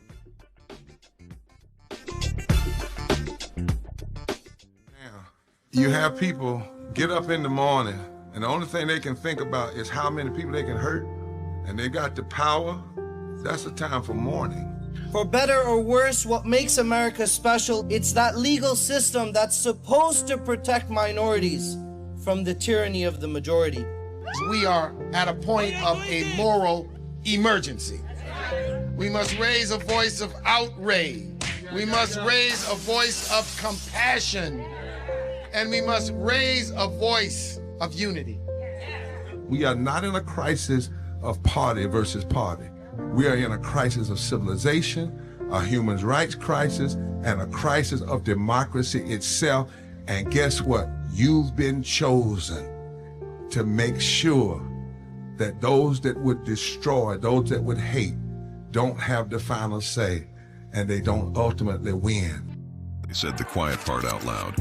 Black votes are a threat, so they erased them. After the Supreme Court gutted the Voting Rights Act in 2013, Republican legislatures moved fast. New voter ID laws, polling place shutdowns, purges of black voters from the rolls. Trump's Justice Department didn't stop it, they joined in. In 2018, his DOJ backed Ohio's voter purge system, a scheme that disproportionately erased black voters. Their goal, erase black votes and political power. Yeah, that happened. These are the kinds of stories that we cover every day on Roland Martin Unfiltered. Subscribe on YouTube and download the Black Star Network app. Support fact-based independent journalism that centers African Americans and the issues that matter to our community.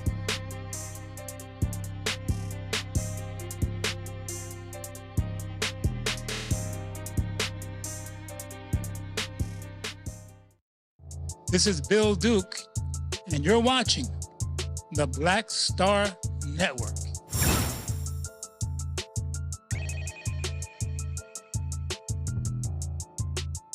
Folks, time for Black Star Network headlines with Brittany Noble.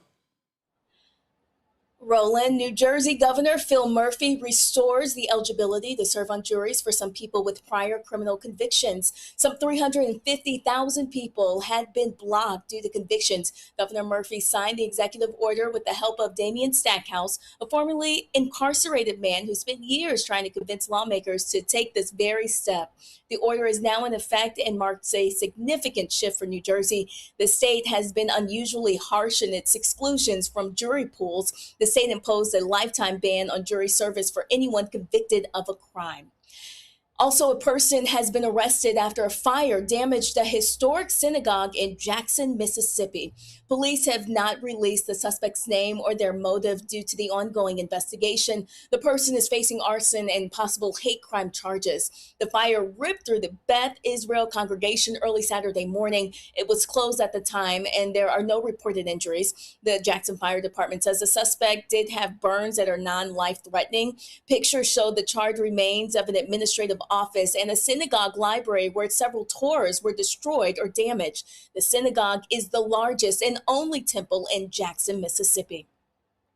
In California, a former employee at the In-N-Out is suing the fast food chain. Elijah Obeng is seeking legal action, claiming wrongful termination. The 21-year-old says that management mistreated him over his hair and pressured him to cut his locks off just to fit work policies. In-N-Out requires employees to wear a hat and keep their hair tucked underneath. Though he says he complied by braiding his locks to fit under his hat, management told him it did not meet work standards. He is now seeking $3.2 million in damages for workplace discrimination and wrongful termination. Also, more than 600 women, most of them Black, are holding a Virginia hospital accountable. They claim a former doctor at Chesapeake Regional Medical Center performed gynecological malpractice. Dr. Javid Perwais is currently serving 59 years in federal prison after he was found guilty in 2021 for healthcare fraud.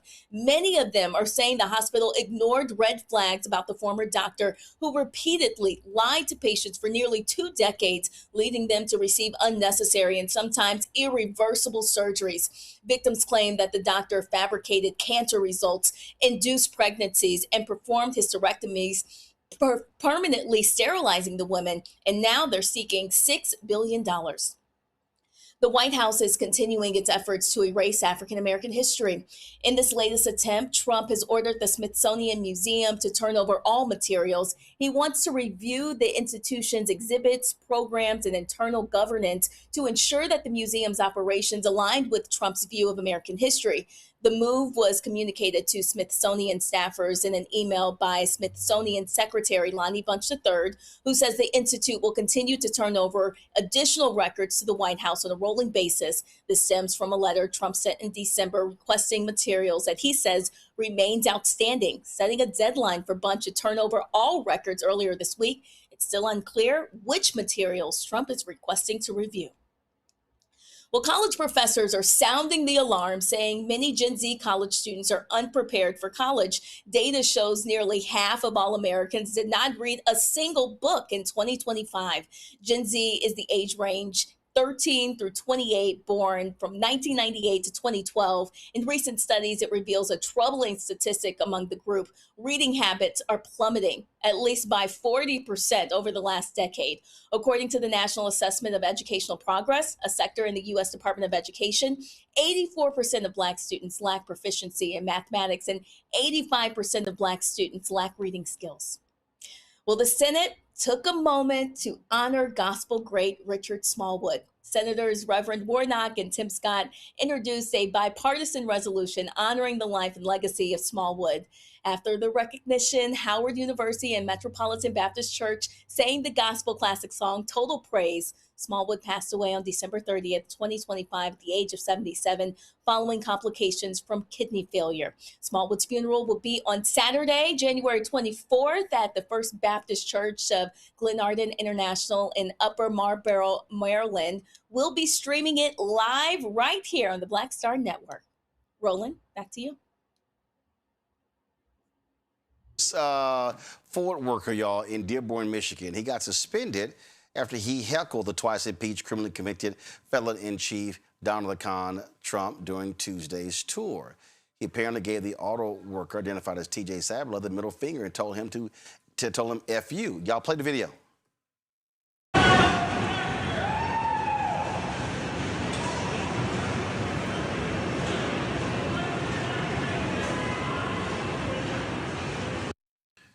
Well, Sabler yelled pedophile protector as an acknowledgement to Trump's ties to Jeffrey Epstein in the ways the administration is stalling with the release of files tied to the late convicted sex offender. Well, the orange man told Sabler, "You're fired," right before flipping him the bird. In a statement to Sky News, the White House spokesman Stephen Chung, nutcase, said, quote, "A lunatic was wildly screaming expletives in a complete fit of rage, and the president gave an appropriate and unambiguous response." Well, that's interesting because, again, imagine if Obama or Biden did that. Oh, these people be losing their damn mind. Sabler has been put on suspension, and he said, "I don't regret doing it at all."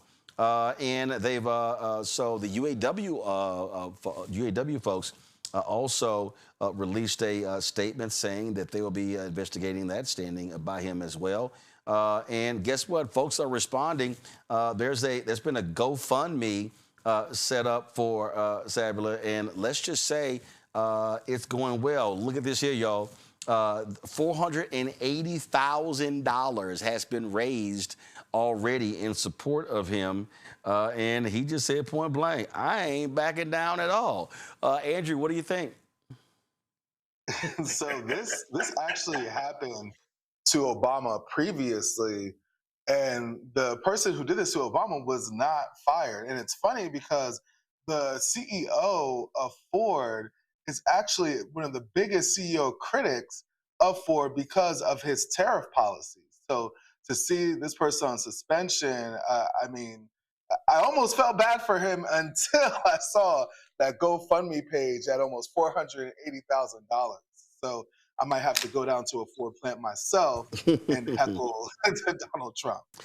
This is the UAW statement, Rebecca. The auto worker of the Dearborn truck plant is a proud member of a strong and fighting union, the UAW. He believes in freedom of speech, a principle we wholeheartedly embrace, and we stand with our membership in protecting their voice on the job. The UAW will ensure that our member receives full protection of all negotiated contract language, safeguarding his job and his rights as a union member.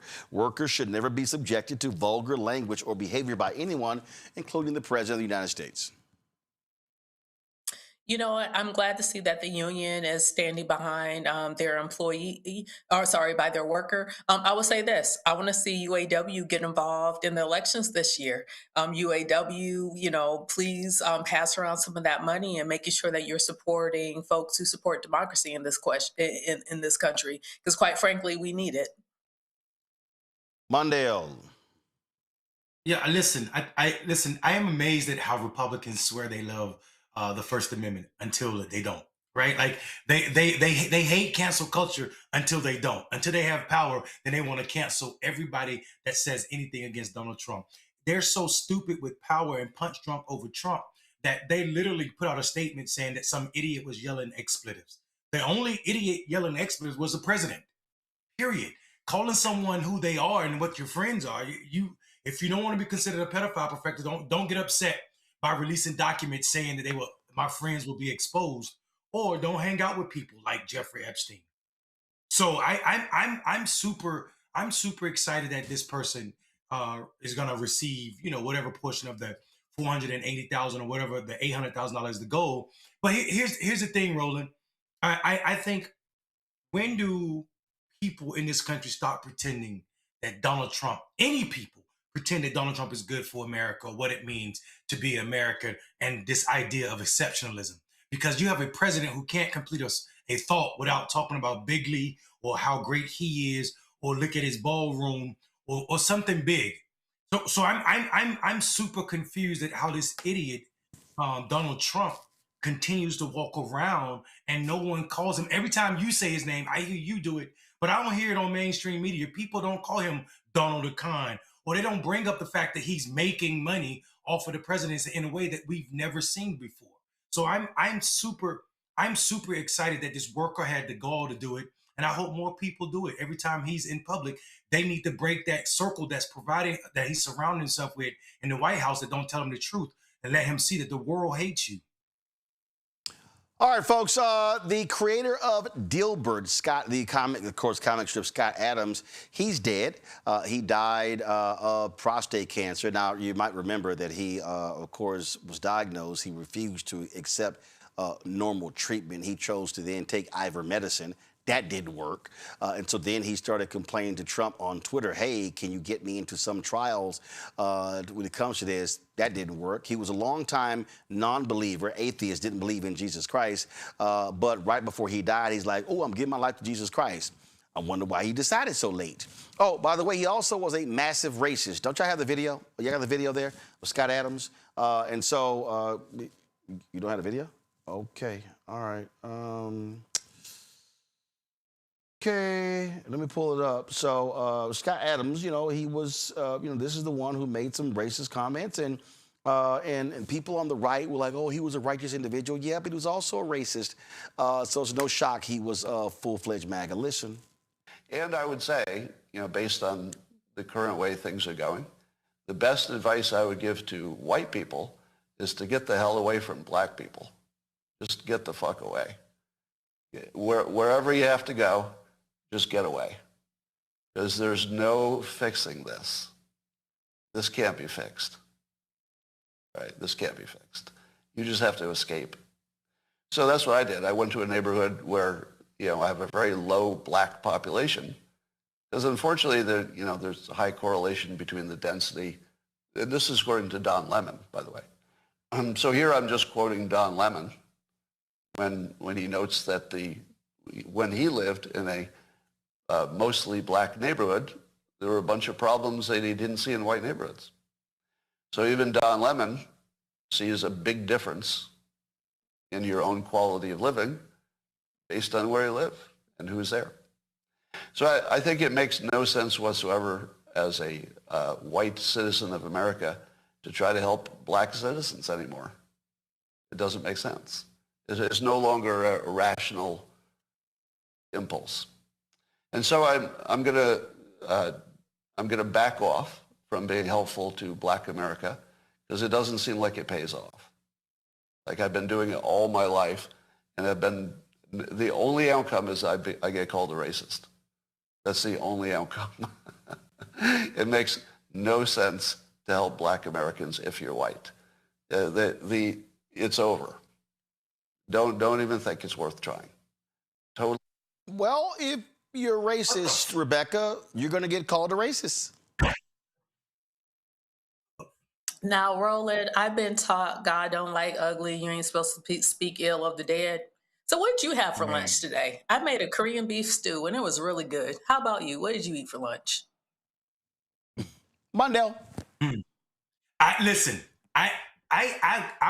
They would try to teach me that bullshit, but I think the dead, if you're evil when you're alive, you get it. Listen, he tried to give his life to a Jesus that happens to be dark skinned.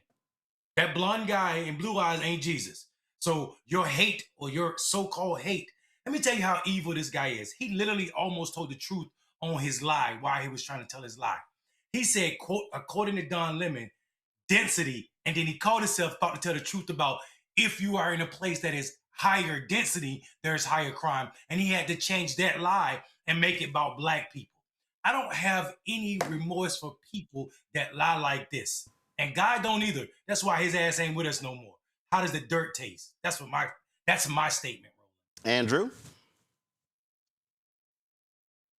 Wow. Well, all I have to say to that is shout out to Prince George's County, shout out to Woodmore, shout out to Washington, D.C., shout out to any of the Baldwin Hills in California. That statement is just so far-fetched, and the density of neighborhoods with black people have a higher correlation of issues without even taking into account the funding for some of these neighborhoods is completely ridiculous, and may he rest wherever he sits. So just so y'all know how media framed all of this, I went to Google and look at this here. Scott Adams, this is LA Times, Dilbert cartoonist and author who pushed on through cancellation, dies at 68. He was canceled because of his racism. NPR, Scott Adams, the controversial cartoonist behind Dilbert, dies at 68. Deadline, Scott Adams dies. Controversial Dilbert cartoonist was 68. The Washington Post, Scott Adams, Dilbert creator who poked fun at bad bosses, dies at 68. Politico, Scott Adams, whose comic strip Dilbert ridiculed white-collar office life, dies at 68. Variety, Scott Adams, Dilbert creator, dies at 68. The New York Times, Scott Adams, creator of the satirical Dilbert comic strip, dies at 68. CBS News, Scott Adams, Dilbert comic strip creator, dies at 68 after battle with prostate cancer. That's how they frame it. So let's see, the New York Times, let's just see. Let's see. Oh, the subhead, his Chronicles of a Corporate Cubicle Dweller, was widely distributed until racist comments on his podcast led newspapers to cut their ties with him. But, none of them wanted to put racist in the headline because that's just sort of how these things go. So that is not a shock to me at all. So, but again, this is what we have to deal with all the time in this country. You know what? It is what it is. It is what it is. So yes, the racist comic strip creator Dilbert Scott Adams dead at 68. Yeah. Okay. Good riddance. All right, folks. That's it for us. Listen up tomorrow. First of all, let me thank Andrew. Let me thank Mondale. Let me thank Rebecca for being on today's show. Thank you so very, very much. I appreciate that. Folks, tomorrow, if you're in Columbus, Ohio, I'm going to see you there. Tomorrow's the 45th annual Dr. Martin Luther King Jr. Humanitarian Awards Dinner. So the social hour is at 6, dinner's at 7. Columbus Convention Center, I am going to be giving the keynote speech. So y'all see me right there. I'm trying to decide, do I want to actually shave the beard? Because if I do, I'm going to lose this bet. So I see, I see Mondale got his. I don't know if I could sit here. And there's no way, I'm just telling y'all right now, there's no way in hell I'm going to grow my beard that long. That ain't happening. That ain't happening. Let me see what Andrew got. Let me see what he's doing. His beard is a little unruly too. I can't do that.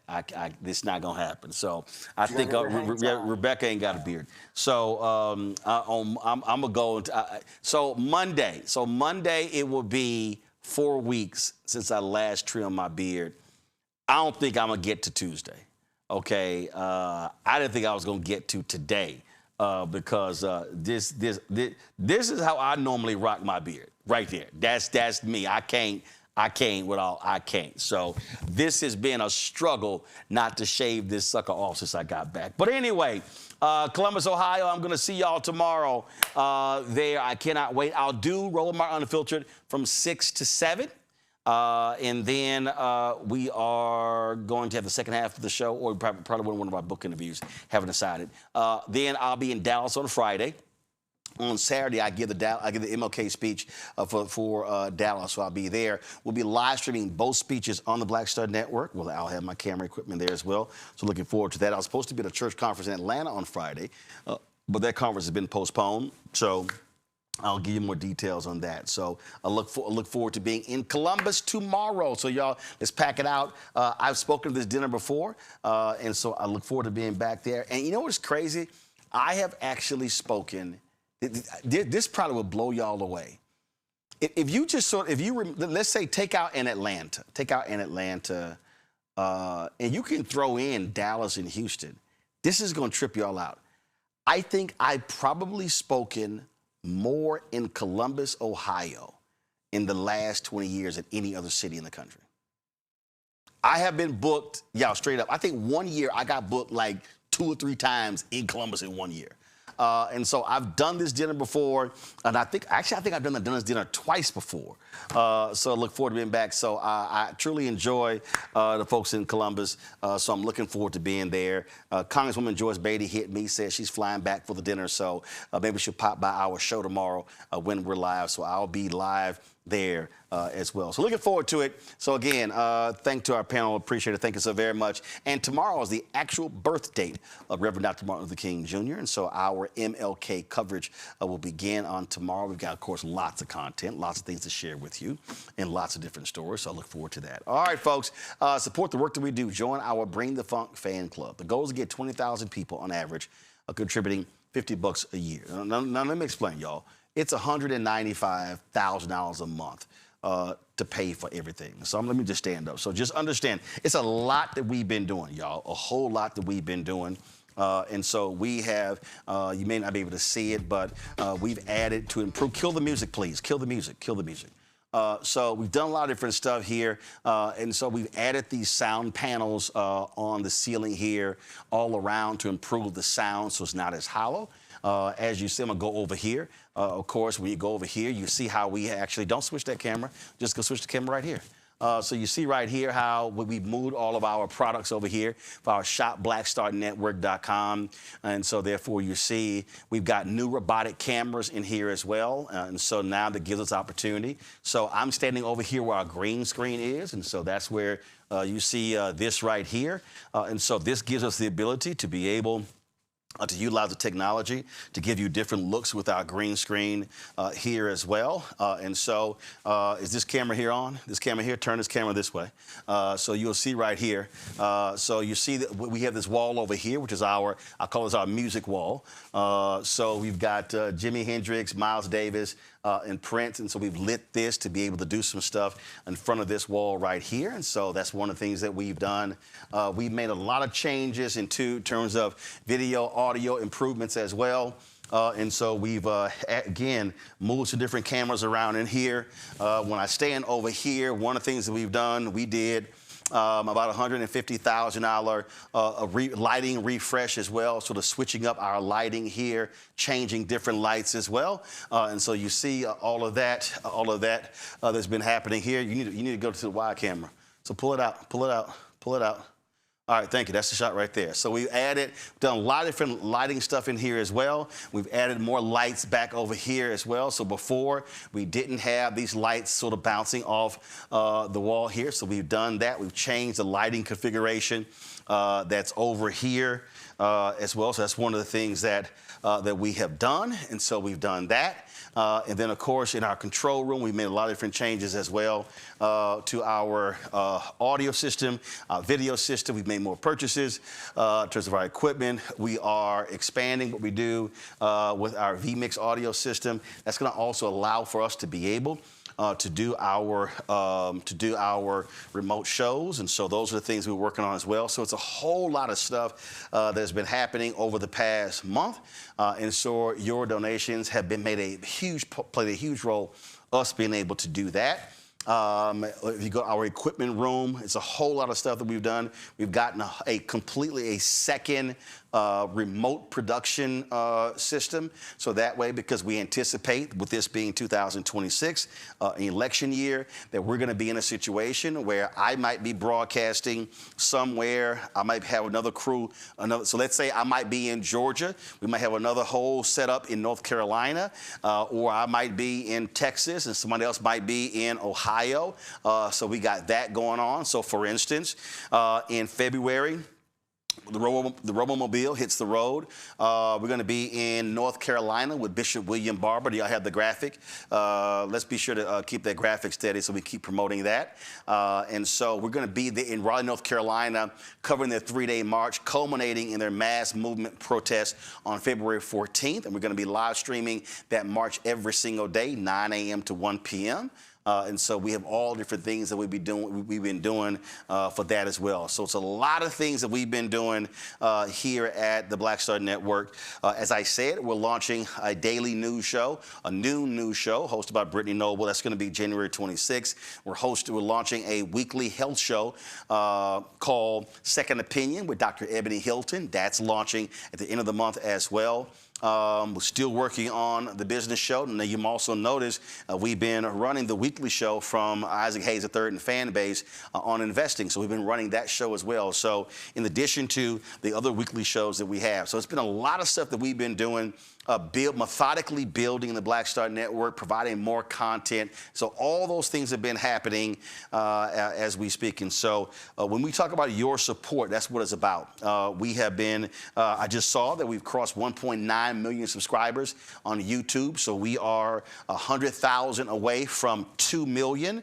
When we launched September 4th, 2018, we had 157,000 YouTube subscribers. And so we had that growth there as well. And so your support is critical, and we typically see, just so everybody understand, we typically see a dramatic drop-off in January, February, and March on YouTube following the fourth quarter of the previous year, October, November, and December. And so when you give, you really are helping us get through. And so when I say that, hey, we're trying to raise $1 million a year from our fan base, and that comes out to about $80,000 a month. That is really huge because the drop off from YouTube could be anywhere from 30 to 50%. And so we've hired new staff. We've got Brittany and her producer, Courtney, who's in Indianapolis. We've got new staff here. Because of all, we've got different freelancers coming in because of all these different things that we're doing here. Again, as we're rebuilding our vMix system, adding greater capability with green screen, things along those lines. So, Trump is going to be giving his State of the Union address. We're going to be doing the State of our Union. Remember, last year we were number 5 on all of YouTube. We had 250,000 people who are watching live. I want to break that record this year. I want us to hit more than 300,000. And so we're contemplating how we're going to do that. We might have a studio audience. We're figuring out, hey, who's going to be speaking again? It could be Bishop Barber. Have not decided that. And so we really are just trying to methodically build and grow this to be able to provide more news and information. I've said it. Listen, it's a lot of people out there covering sports, entertainment, gossip, comedy, all that stuff. If you want to go for that, go somewhere for that, you can go right ahead. But we've got to have real news and information that's speaking to our interests. And so that's what we're doing here at Roland Martin Unfiltered and the Black Star Network. So if you want to support what we are doing, please do so. If you want to contribute via Cash App, use the Stripe QR code. You see the QR code right here. If you want, click the Cash App pay button to contribute. Checks in money order. Make it payable to Roland Martin Unfiltered. That's how the bank account is set up. So please make it not Black Star Network, not Roland Martin, not Uncle Roro, Roland Martin Unfiltered. P.O. Box 57196, Washington, D.C. 20037-0196. PayPal is R Martin Unfiltered. Venmo's RM Unfiltered. Zelle, Roland at RolandSMartin.com. Roland at RolandMartinUnfiltered.com. We also switch providers of our app. That's critically important. I just want to tell y'all straight up, our app is costing us $150,000. And so why are we doing that? We're approaching 200,000 downloads. That's important because if YouTube, if Facebook, if any of these platforms say, hey, we're not going to sit here and run your content, we have a place where we can still run our content where we own and control it. And so that's critically important. So download the app. And if you download the app before, you have to put in a new password. And so please, any issues with that, send us an email at info@RolandSMartin.com, info@RolandSMartin.com. Download it on Apple phone, Android phone, Apple phone, Android phone, Apple TV, Android TV, Amazon Fire TV, Roku, and Samsung Smart TV. We had a couple other providers. We were doing nothing on them, so we simply dropped those apps because they serve no purpose for us. You want to get our swag, Roland Martin Unfiltered shirt and hat and crew cut and hoodies and all that good stuff, go to shopblackstarnetwork.com. You name it, we got all of the stuff right there at shopblackstarnetwork.com. Shopblackstarnetwork.com. Again, if you want to get all of our stuff, shopblackstarnetwork.com. And of course, these are all black-owned products. All these black-owned products you see right here, Terrell, that signal meant zoom out. That's what the signal meant. He's trying to figure it out, but then again, he is a Sigma. So here we go. So again, all these products right here, y'all, which are available on shopblackstarnetwork.com. You'll see we got harmonic chips right here. We've got facial products right here. We've got men's skin line. We've got candles. We've got candles that smell like food. We've got these great dolls right here. We've got all sorts of stuff, these sauces and relishes, and we've got Christmas ornaments, backpacks, crossword puzzles. We've got steam dolls. We got this whole car wash solution kit right here as well. Plus, again, the multifaceted candles. We've got the Be Rooted playing cards. It's a lot of things we got. These are all black-owned companies that are on the website. And so, listen, when you go to shopblackstarnetwork.com and buy products, gifts, stuff you can use every day, like, for instance, listen, y'all know, I don't care who you are, your ass using toilet paper every day. So this here is a black-owned company, Leafy. And so you have these products right here. Bamboo, absolutely fantastic. Better for the environment as well. And so you got that. They've got also tissue as well. So when you buy these products on shopblackstarnetwork.com, you also are supporting us here at Roland Martin Unfiltered. Y'all don't worry about it. Yes, we'll fix it with getting rid of this raggedy ass looking cloth here, so it's going to look much better set up. But the point is, when you sit here and buy these products, you're supporting these black-owned companies, plus you are supporting the show as well because we get a cut of the proceeds. And so this is how we also help black businesses to help this black business so we can be able to build and do more things, provide more content for you. Don't forget, about $100,000 left to raise for the for fan base. You want to, first of all, download the app. Made a lot of changes, and so they really improved the functionality of the app. So download fan base. They got about 1.5 million followers. We want to get that up to 2, 3, 4, 5, 10, 20 million. But also, if you want to invest, please do so by going to startengine.com/fanbase. Startengine.com/fanbase. All right. That's it for us, folks. I will see y'all tomorrow live from Columbus, Ohio, and I look forward to being there. That's it. I'll see you tomorrow.